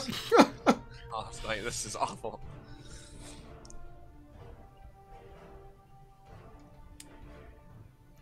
NPCs with shit tons of spells are kind of annoying. Sure are. She is going to, even in her blinded state, she's going to, say, you won't hit me with any of your spells again. She's going to raise her hand, and around her, a globe is going to form. And it's a globe of invulnerability. She's kind of going in defensive mode since she can't see you. And it's immobile, so she can't really move. And as she casts it, she kind of kneels down and she yells again, "Guards! To the Griffon Aviary! They're escaping!" Couldn't come up with a better word than Griffon Aviary? Nope. Oh, I'm saying that to her. Okay. Shut up! That's where I keep my griffins! You really got to get a dictionary, lady. Maybe a thesaurus. Yeah. The mighty thesaurus would do well here. Corinne's turn. Kazan, you see her fly out the window. Like I was, as soon as Rochelle left, now her character's going out and doing Yep. things. We had to just stick in here the whole time. You see her fly out the window, and you don't know exactly what she sees. I'm moving you guys to the right a little bit.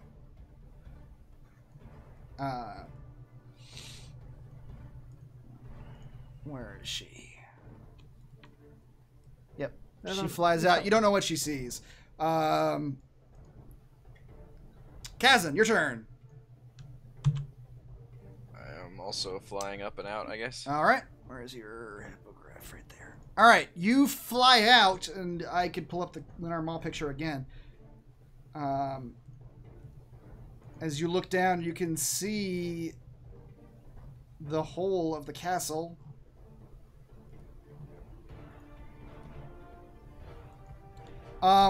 And as you come out of that top window of the spire there, you can kind of hear below you the sounds of battle, the sounds of everything that's been going on down there, squawks and dragon roars and what have you. I don't think you probably can't see anything quite yet, though. So it's on the... Facing like the front of the picture, it's those two big doors at the bottom. At the very bottom? Yep. Okay. And there's nothing else happening that we can see? You look straight down and you see the checkerboard lawn, with the checkerboard and the dome there. As you look at this dome, you see a cloud giant woman, a large cloud giant woman with big hair leaving the dome and worriedly crossing the lawn towards the doors that lead into the castle. Alright. I'll attempt to avoid her and I guess fly down towards where because Corinne headed that direction too. Yeah, where the presumably. sounds are coming Yeah, from? exactly. Alright, yeah, we'll kind of vaguely head to that direction, I suppose. Okay. Take you just right here for now. Vaporling. Oh, Braces, will you roll a concentration check for me, please?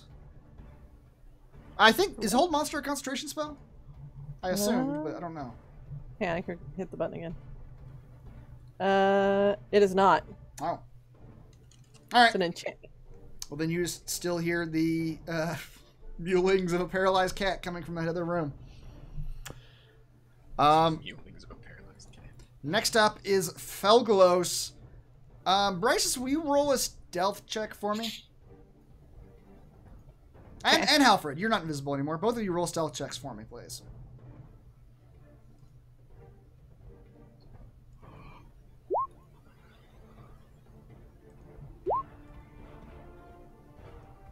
I should have done that with a disadvantage. He doesn't have disadvantage anymore. He's fine. All right. 20, 21, and that was 15 plus 5 is 20. All right. Griffin's wisdom. Wait, what are you doing? Seeing if the Griffins see you in the fog cloud as you try to escape. Only 4 of them get to actually try because one of them is blinded. It's not a saving throw, huh? No, it's just a check. It's a perception versus stealth. But none of them actually see you. So,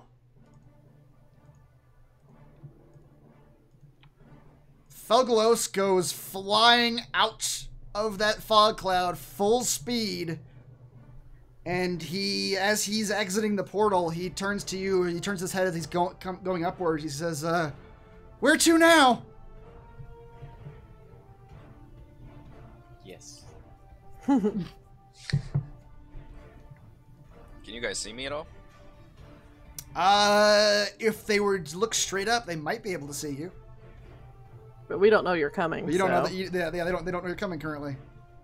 Do we know where we left the other guys? We Yeah, just go back to you know where you we were. Yeah, you know Yeah. where the spire was. Okay, go that way. Yeah. Let's go up. Okay, you begin to ascend straight up. But stay within 150 feet.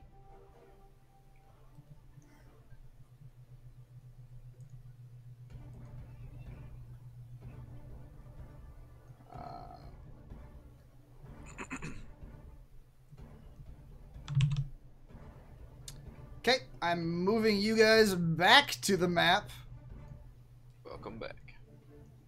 that you just left. You are bottom left.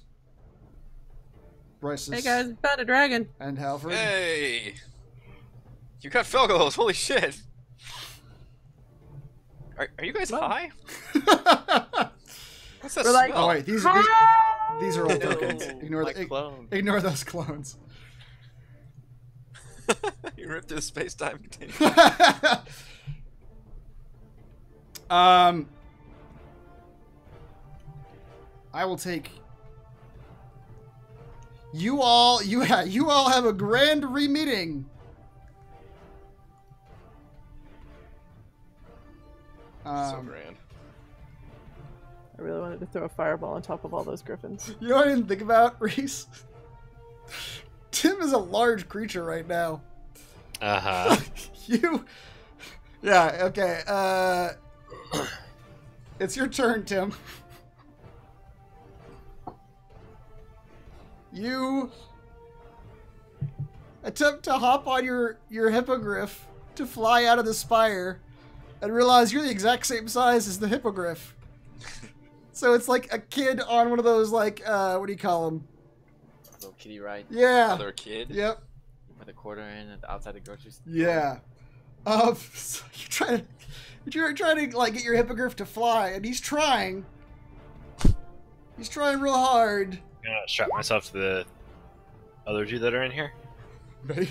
You want to try to do that? Strap What is... the hippogriffs together to form a sort of a come back and there's just this Frankenstein creation of limbs just sticking out. Tim's like attached hippogriffs to each of his arms. God, what have you done? I was thinking that I could attach Oh rope my- to their legs Dear Lord. at the bottom, but this is a much better idea. I shall strap 2 of them to my arms and 1 to my head. Let's go, hippogriffs. Take me away. Stop. And by strap, I mean sew them. Oh no. Not leave him alone with living animals. The ones he just defended earlier. I'm not going to let anyone else kill these animals without my doing it. They will die by my hand. And super grisly. Sewing them might take some time. But how about the original idea? The non-grizzly The one. non-grizzly idea. You might be able. This is very strange.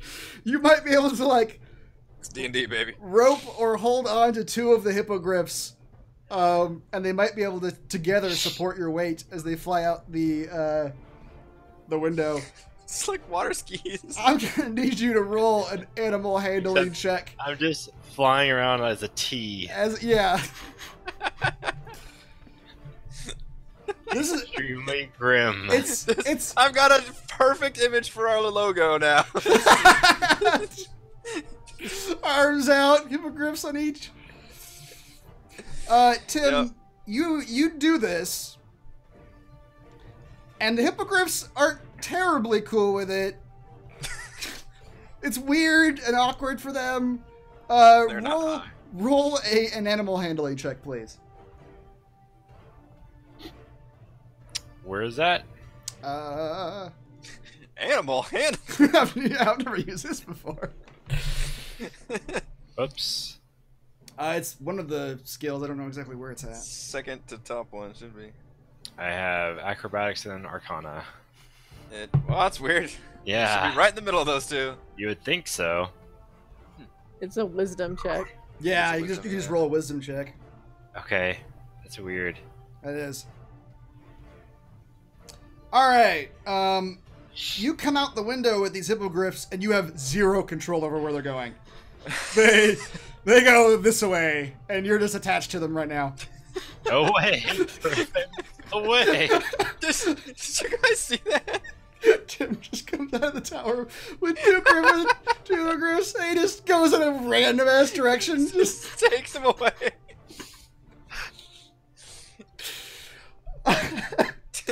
Did you have to go to the bathroom or something there too? I'm coming to help.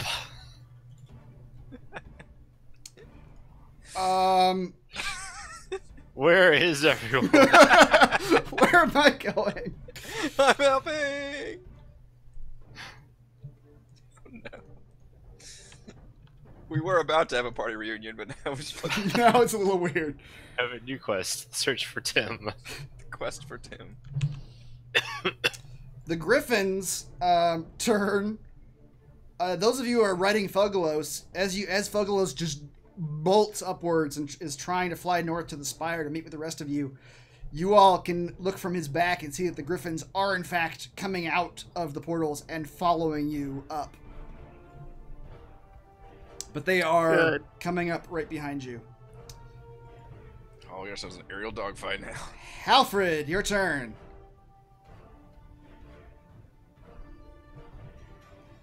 That's technically how far below you they are, but this for the purposes of this works.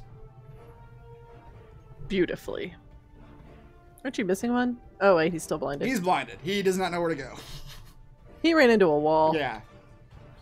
Um, Are we supposed to be able to see them? Not yet. I'll go ahead and move you guys. You'll see him soon enough. You have this big, beautiful dungeon, and we're just floating in some vague space over it. Yep. I'm gonna put you guys like right over here. So All the hard work Chris went through to build this beautiful dungeon, and we just threw it to hell and back. Kazan, I'll move Tim too, but Tim's not really in control of where he's at.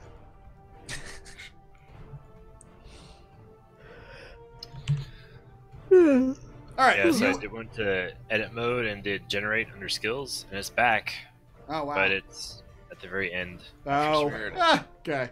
With the three of you, Orkrin's not here. With Reese and Eric, scroll to the left, please. You should be able to see your tokens. Why am I seeing mine? You're currently like higher than everybody else, and you're headed east. You're not headed in the same direction as them. Oh wow, there's a chessboard. Yeah, okay. And you guys can see to your west, Felgolos with Halford and Bryce raiding him, heading up towards you. You are higher than they are. Is it my turn? It is. Are the Griffins all close to each other? They are. They are as you Can't see them. I can't see anybody's initiative now except for Chris Soraro's. Me too. Probably because I moved. Ah, that's interesting. It is. I mean, if you can see him, that's. I can't actually. When I moved Bryces and Halford to this map. Oh, did you delete the old tokens? Oh, I deleted the old tokens. Yeah, it's actually Shit. tied to the tokens. I forgot about that. You guys remember what your initiatives are? 21. Damn. Go ahead and roll. I think mine Go ahead was and roll them 7. again, and I'll just. But I only see Cressero. All right, mine was a 7. Actually, can we change our own? Yeah, we can. Kryn was 11, I think. Oh. I was 13. Go ahead and re-roll yours, you guys too, because when I deleted you from the old map, your thing's deleted. Man, moving multi-level castles that you can move up and down easily in is. Yeah. Can I keep my new one? Nope. I know Felgolos was a 2. Logos was a 2, yeah. Halford, you got 2 on here. 2 what? Initiatives. I don't know why.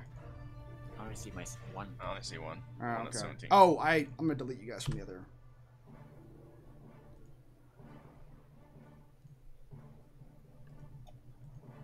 I'm gonna keep those Griffins there. All right. Countess, Crisaro, Vaporlinks, Felgolos. Felgolos had a 2, you said, I think? Mm-hmm. The Vaporlinks had a 5. And then I think the Countess had an 11 like her. Well, you know what? The reason you guys can't see those two now is because you're in a different area. They're on a different map, yeah. You don't have to worry about them for the time being.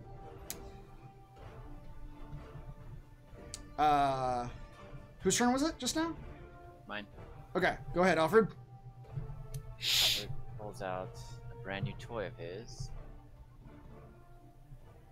Oh, I like this is going. Right there. Ha! Okay. For the webs of difficult terrain, lightly obscure the area. Each creature that starts a turn in the webs or that enters them during its normal turn must make a dex saving throw. On a failed save, the creature is restrained, as long as it remains in the webs. Okay. Yep. That's the thing. Okay, you're above them technically, so you just look down on them with your web and just drop a web right on top of all of them. Okay, and what is the DC on that? DC... Or does it say? Oh, What is your spell DC? I think I'm gonna say 15. I think 15 is most magic items. If you Or it don't- takes whatever oh yeah, it is. spellcasters is. Sorry, It's 15? it Okay. is. Oh, that's right. These webs are flammable. Oh, thank you, Halford. Eh. They haven't If they even... get entangled, do they just drop out of the sky? Well, it says if the webs aren't anchored, then the Yep. spell ends at the start of your next turn. Yeah, but I'm shooting him onto the Griffin.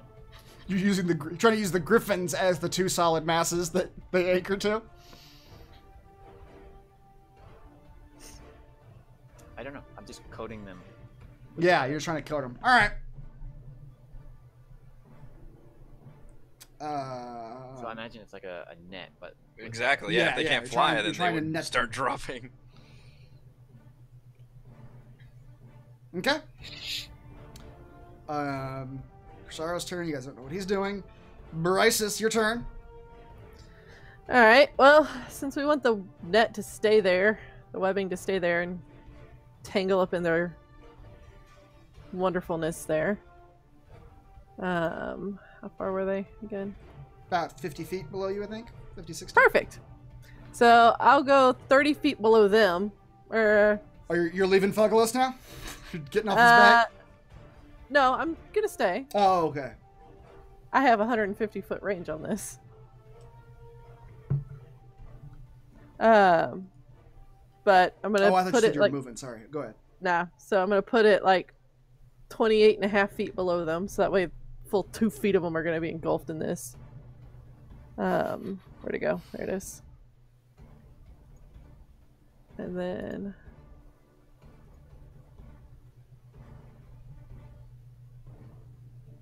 gotta check something real quick. Alright, so yeah.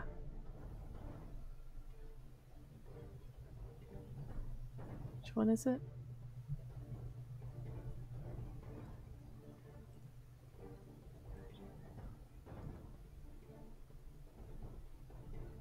Alright.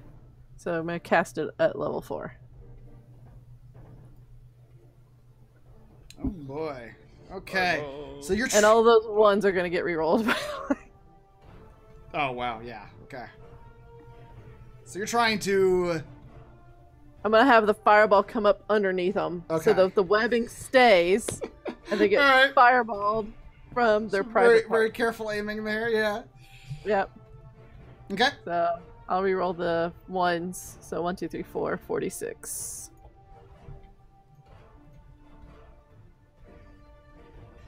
So that's That's a little better. So 26 26 plus 12 what is that? 38. 38. No, yeah, 38. Okay. They're not restrained yet, because it's not the beginning of their turn. No. So they will just get normal rolls here.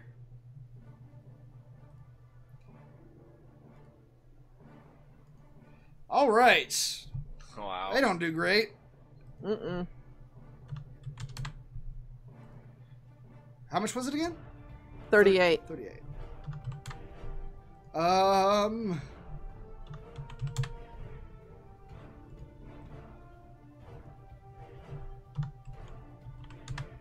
You know what's funny?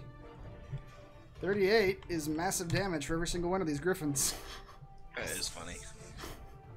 So let's do some Constitution saving throws.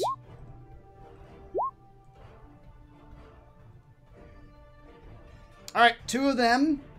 Or is it... What was it again? I can't even remember It's this. 15. Just base 15 is not the half?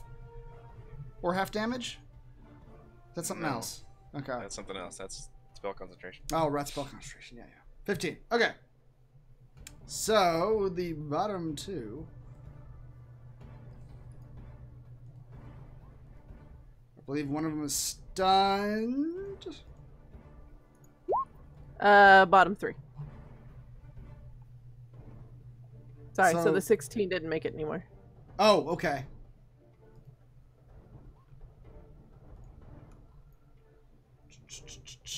All right.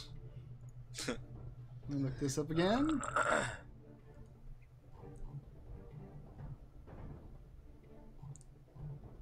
think 3 and 4 are both stunned.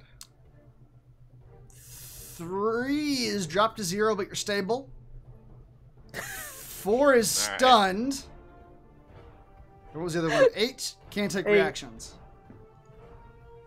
All So right. one just falls out of the sky. Yeah. 2 fall out of the sky.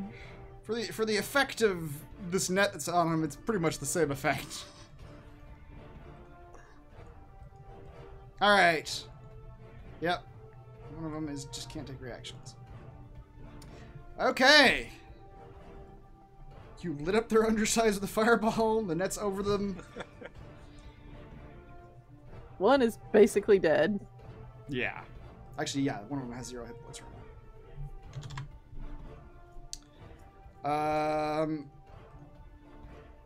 I need a drink. I'll be right back. Next up is the Countess. You all do not know what she is doing. If only my fog caught were there. she would see her Griffins just dropping back. Yeah. Corinne is up next. What shall she do?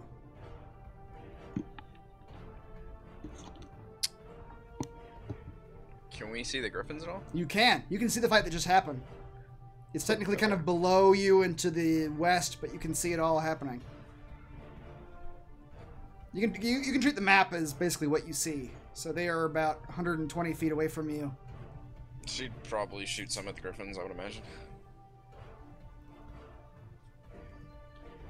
Okay. Help cover our friend's egress.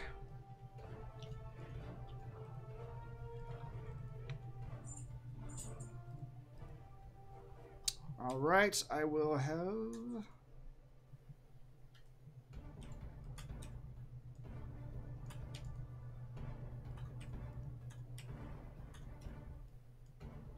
Hold, please. It's freaking out. All right, she will shoot a chromatic orb. Jesus. Technically not with advantage. I think she had advantage on for something else. But 4 plus 4 plus 4 is 12. And that hits. Griffins do not have much life. Or AC, I mean. Alright, her chromatic orb slams into one of the... God, opening her character sheet just made everything, like, lock up for me. Hold on. Her chromatic orb slams into... Oh, yeah, did she even in range? She can move closer, I suppose. I think it's 120. No, not yet. Okay, she'll move over the dome here. And it slams into one of the Griffins, and it goes down for the count. Kazan, you're up.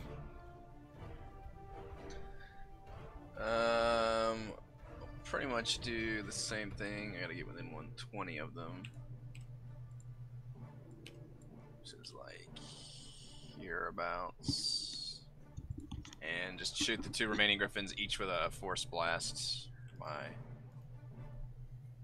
blast. Okay. 1, 2. And each one gets knocked back another 10 feet. Or I guess, I don't know how the net thing works, but... Yeah, it's technically still covering them.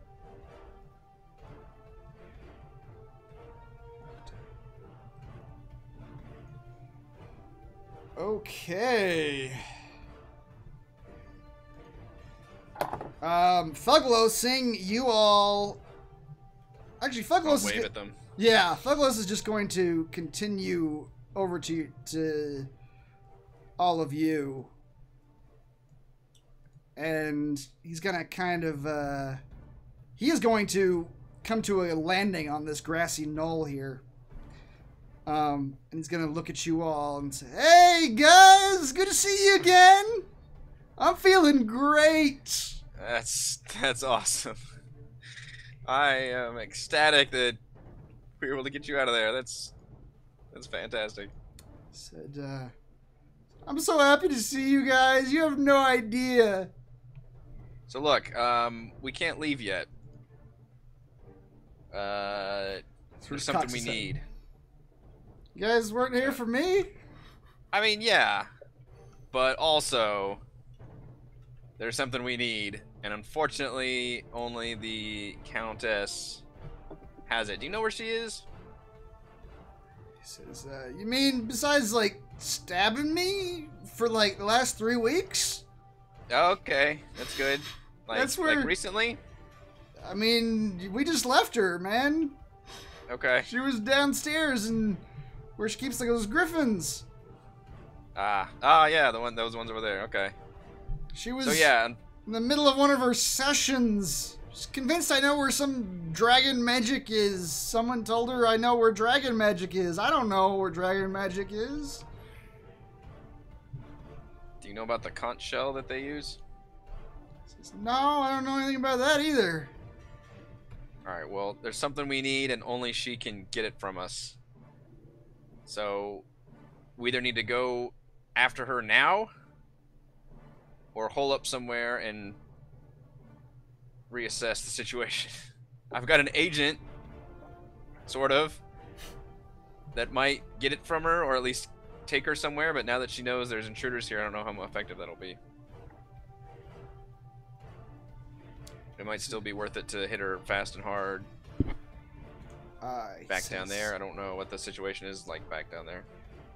Says, well, I mean, she was by herself when we left, but she called her guards, man. This place is gonna be crawling soon. I know. So how? I mean, says, that's what I'm worried about waiting, though, is that it's gonna get harder and harder. This Bryce is gonna chime in. We need to wait in the tower for her. I've got Dominate Monster. If we can get that off, then we can just force her to tell us the word. Do you think, yeah, if you were free, they would just assume we left? He says, maybe. Right? Like, they would think we'd be crazy to stay. I tried to escape before. It didn't get very far. I mean, she Where'd might you think go? I was... I tried to just get out to the Griffin area, but, you know, she'd stop me. She put those magical chains on me when I did. So maybe our plan is to go back and hide in the spire, thinking that we've just escaped the castle completely. Says, And then what maybe- is your, like, secret agent man? What is his deal? I used some mindfuckery to tell him it was of utmost importance to retrieve the magic conch shell, which means retrieving her back to us in the spire, but like I said, I don't know how well that'll be now. Felgolos says, well, I mean, maybe she'll put 2 and 2 together, like, incorrectly and assume that she needs the conch shell because I got free or something. I don't know. Maybe those our 2 plans will work together somehow. Alright, let's go with that then. So yeah, we reconvene back in the spire then, hold up. He says, You look like you need to get patched up. Yeah, he says, I'm not feeling too well, but I'll join you guys. Whatever. I'm up for whatever, man. Alright. Do we need to kill these griffins before we actually hole up? Maybe. Well, they were still trying to follow you, then they got a web dropped on them, so whether they can or not. Might not be a bad idea. Alright. But next up is Tim's turn. Tim, will you roll an animal handling check for me, please? Also, side quest. Tim, you're able to sort of stabilize the birds. They're not taking you away. Where are you trying to direct them to take you? To adventure. They're kind of like you're able to stabilize them so that they're not going crazy, but you don't have a whole lot of control. You can sort of point them in. I point them back the other direction. Okay, you're able to sort of fly kind of back in the direction of the spire and above where your friends are currently. Excellent. You could still do an action if you don't have the use of your hands currently, but you're using your hands to fly 2 griffins. But you've got leg actions. Leg actions. They are technically about 60 feet below you, your current position. I use Sacred Flame. I'm not gonna waste my. I'm not gonna waste a cantrip. All right, I do nothing. All right, the Griffin's turn. What kind of roll do they need to make for the web, Halford? I think a DC 15. Okay. The dex, you mean? Dex. All right. Oh, that one's unconscious. Sorry, the second one does not get to roll. All right, Halfred, as they have been lit up by your teammates also, but the two that are left, you see the web envelop them, and you don't see where they fall. You just see that the web kind of envelops their wings and begins to drag them. You know, they just, without them using their wings, they just begin to fall down in a straight line, and you lose sight of them. That works.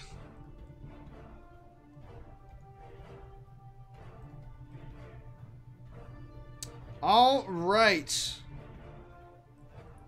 We just hear the Countess scream as she sees this ball of... A ball of birds just falling. She can't see the fog cloud. Yeah, fog cloud's still Oh, there. yeah. She's still blinded, technically. You guys had quite the impression, didn't you? Well, no, the blind ends on my. Oh wait, isn't it on my turn yet? That was. Oh, yeah, you're right. turn ago, Beginning of your next turn, yeah. So when you cast the web, that ended. But she can't see past the fog cloud. Yep. So. But you guys don't see anything else coming out. Well, the fog cloud's still there. You don't see anything coming out of that portal, though, still. And you all begin to head back to the spire. Let's take a break What? right now. Chris, It's What? like almost it's midnight. almost midnight. Oh, I lost track of time. I literally thought. Guys, I literally looked at that and thought it was 8:50. I was like, all right, we'll take a little break and. We're at the end of our session. Okay. All right. That was an epic session. I love Yes. So you guys will head back to the spire. I'm just gonna move you guys. You guys don't need to worry about it. You guys can all head back to the spire, and begin waiting for your next steps. So in recap, the Griffins are knocked out. Yes. The Countess is still. There's still one Griffin left. Correct. Oh, the one in the fog cloud. that. Yep. They're falling to their deaths. No, there's one more in the fog cloud that I blinded. Oh, yeah. The Countess. Okay. And the Countess is still down there. Crisaro is somewhere on his mission for Kazan. And you all are headed back to the spire. We need a very careful recap for next week's episode. There's a lot of moving pieces going There are on. a lot of things happening right now. And Tim has two hippogriffs attached to his arms.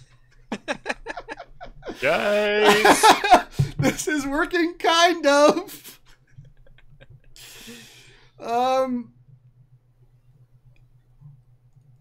Experience. You guys, I don't know how to give experience for what you guys did tonight. You bastard. You wanna wait till we're just done with the castle? I mean, kind of, yeah. But I'll give you the experience for the the Griffins you killed. You killed 4 Griffins worth 450 apiece.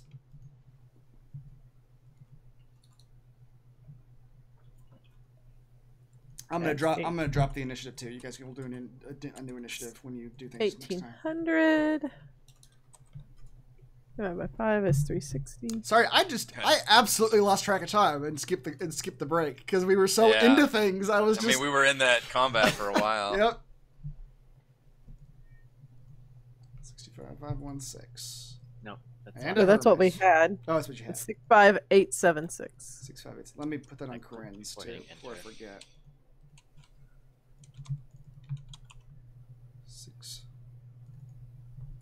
65876. Okay. Excellent.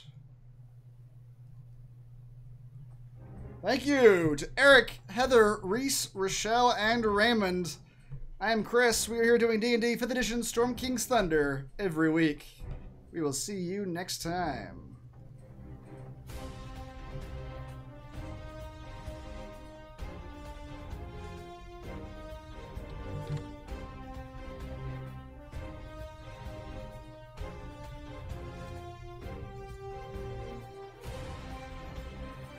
Thank you to Eric,